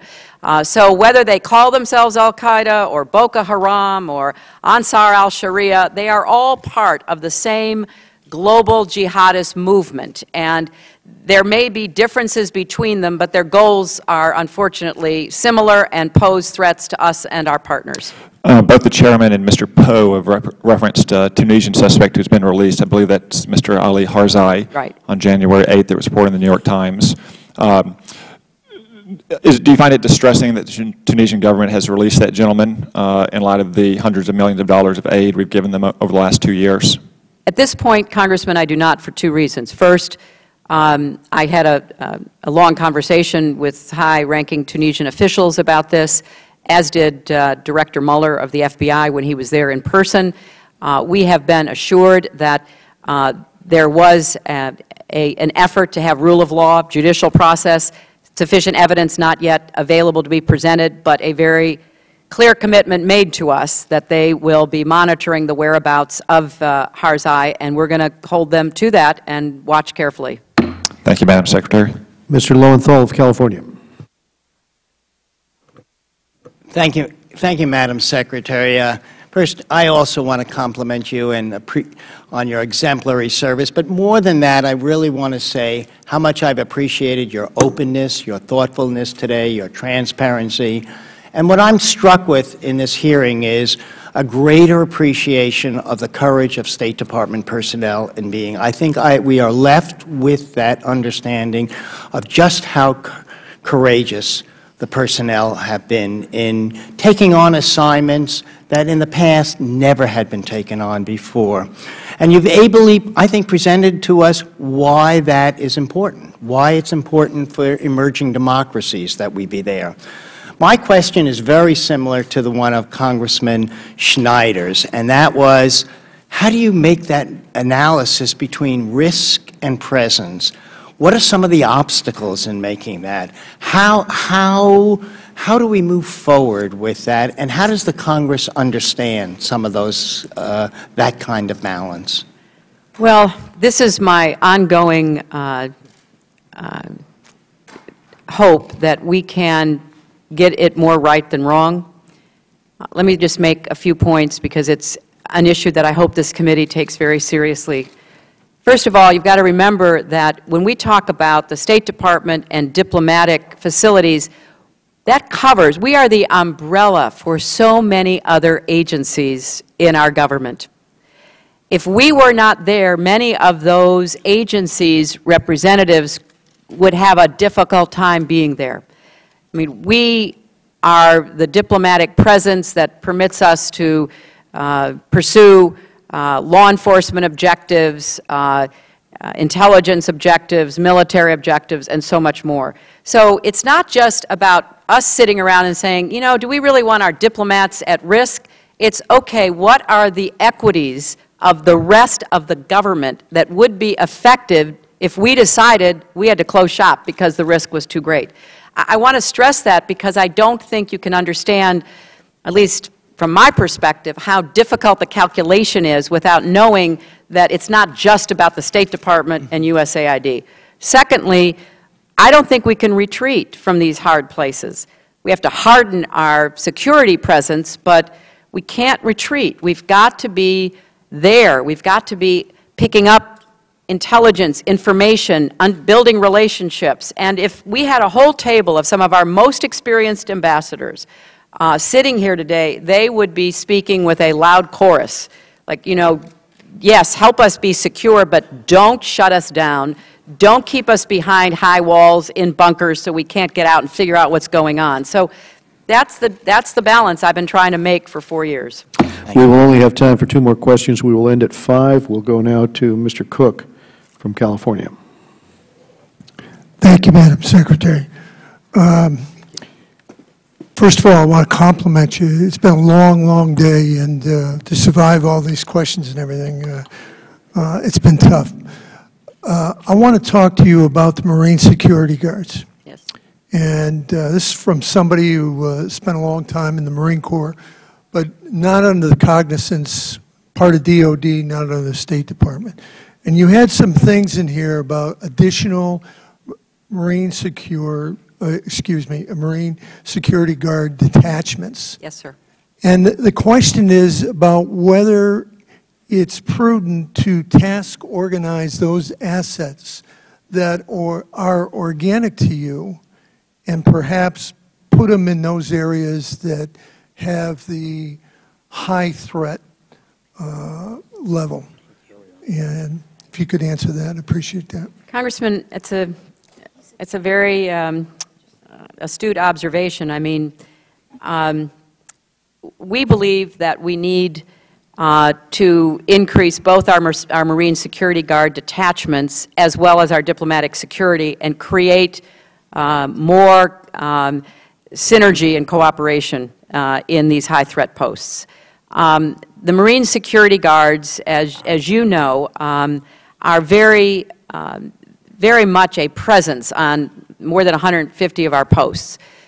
And in order to give them the facilities and support they need a Marine house. They need to be very close to the embassy because if you saw the recent movie Argo, you saw the Marines in there, destroying the classified material when the mob was outside in Tehran. They are experts at that. They are people that are totally relied on by the entire mission. But as I said earlier, historically their job has not been personal security. So we've got to figure out, working with DOD and particularly with the Marines, and most of them are very young.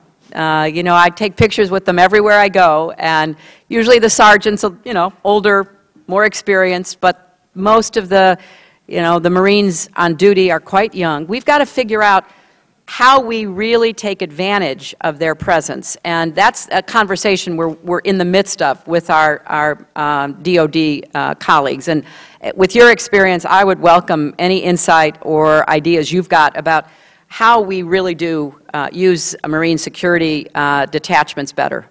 Thank you very much. I yield the time. Thank you. We'll go to Grace Ming from New York. Congratulations too, Grace. Thank you, Mr. Chairman, Mr. Ranking Member, Madam Secretary. It's wonderful to see you here again. And if you have any advice for a fellow New Yorker finding her way in this town, please let me know. As a woman, as a mom, thank you so much for being a role model for women, not only in the United States, but all throughout the world. Thank you for your compassion and leadership always. I'm curious, in the past weeks, we've seen the French respond decisively to the situation in Mali. The African Union has fought well in Somalia. Do you see this as an advancement of multilateralism in combating Islamic extremism in the Middle East, in Africa, and what more can we ask from allies in that area? Well, congratulations, Grace, and that's an excellent question because I think that's exactly what we're coping with right now. I'm very proud of the work we did with African nations to stand up, financially support, and train the AMISOM force that has driven al-Shabaab out of the dominant position that it had. That meant putting American trainers, working with troops from Uganda, Burundi, Djibouti, eventually Kenya, advising some other countries that were willing to put in assets. It took money, it took time, but we just recognized the new Somali government, which could never have been possible without American support and multilateralism, because the UN was strongly behind it. We got other nations to invest. What we're looking at now in West Africa is to try to help support an African AU-blessed, ECOWAS-supported troop combination from a number of countries to really take the lead against the terrorists in northern Mali. Again, this is hard. If the United States comes in and does something on our own, and I appreciated what Congressman Kinzinger said, nobody can match us in military assets and prowess. But a lot of the challenges we face are not immediately or sustainably solved by military action alone. Therefore, we've got to get countries in the region to increase their border security, to increase their anti-terrorist, counter-terrorist efforts inside their own borders. We have a lot to do now in West Africa. So I think you're right to point out the United States has to play a role, but it needs to be part of a multilateral effort in order to have a chance at success. Thank you, Madam Secretary. We've discussed many important issues. I remain concerned about whether the Accountability Review Board captured the full picture of what happened, but I think we can agree to work together moving ahead to improve security in a number of different areas. This hearing now stands adjourned. Thank you.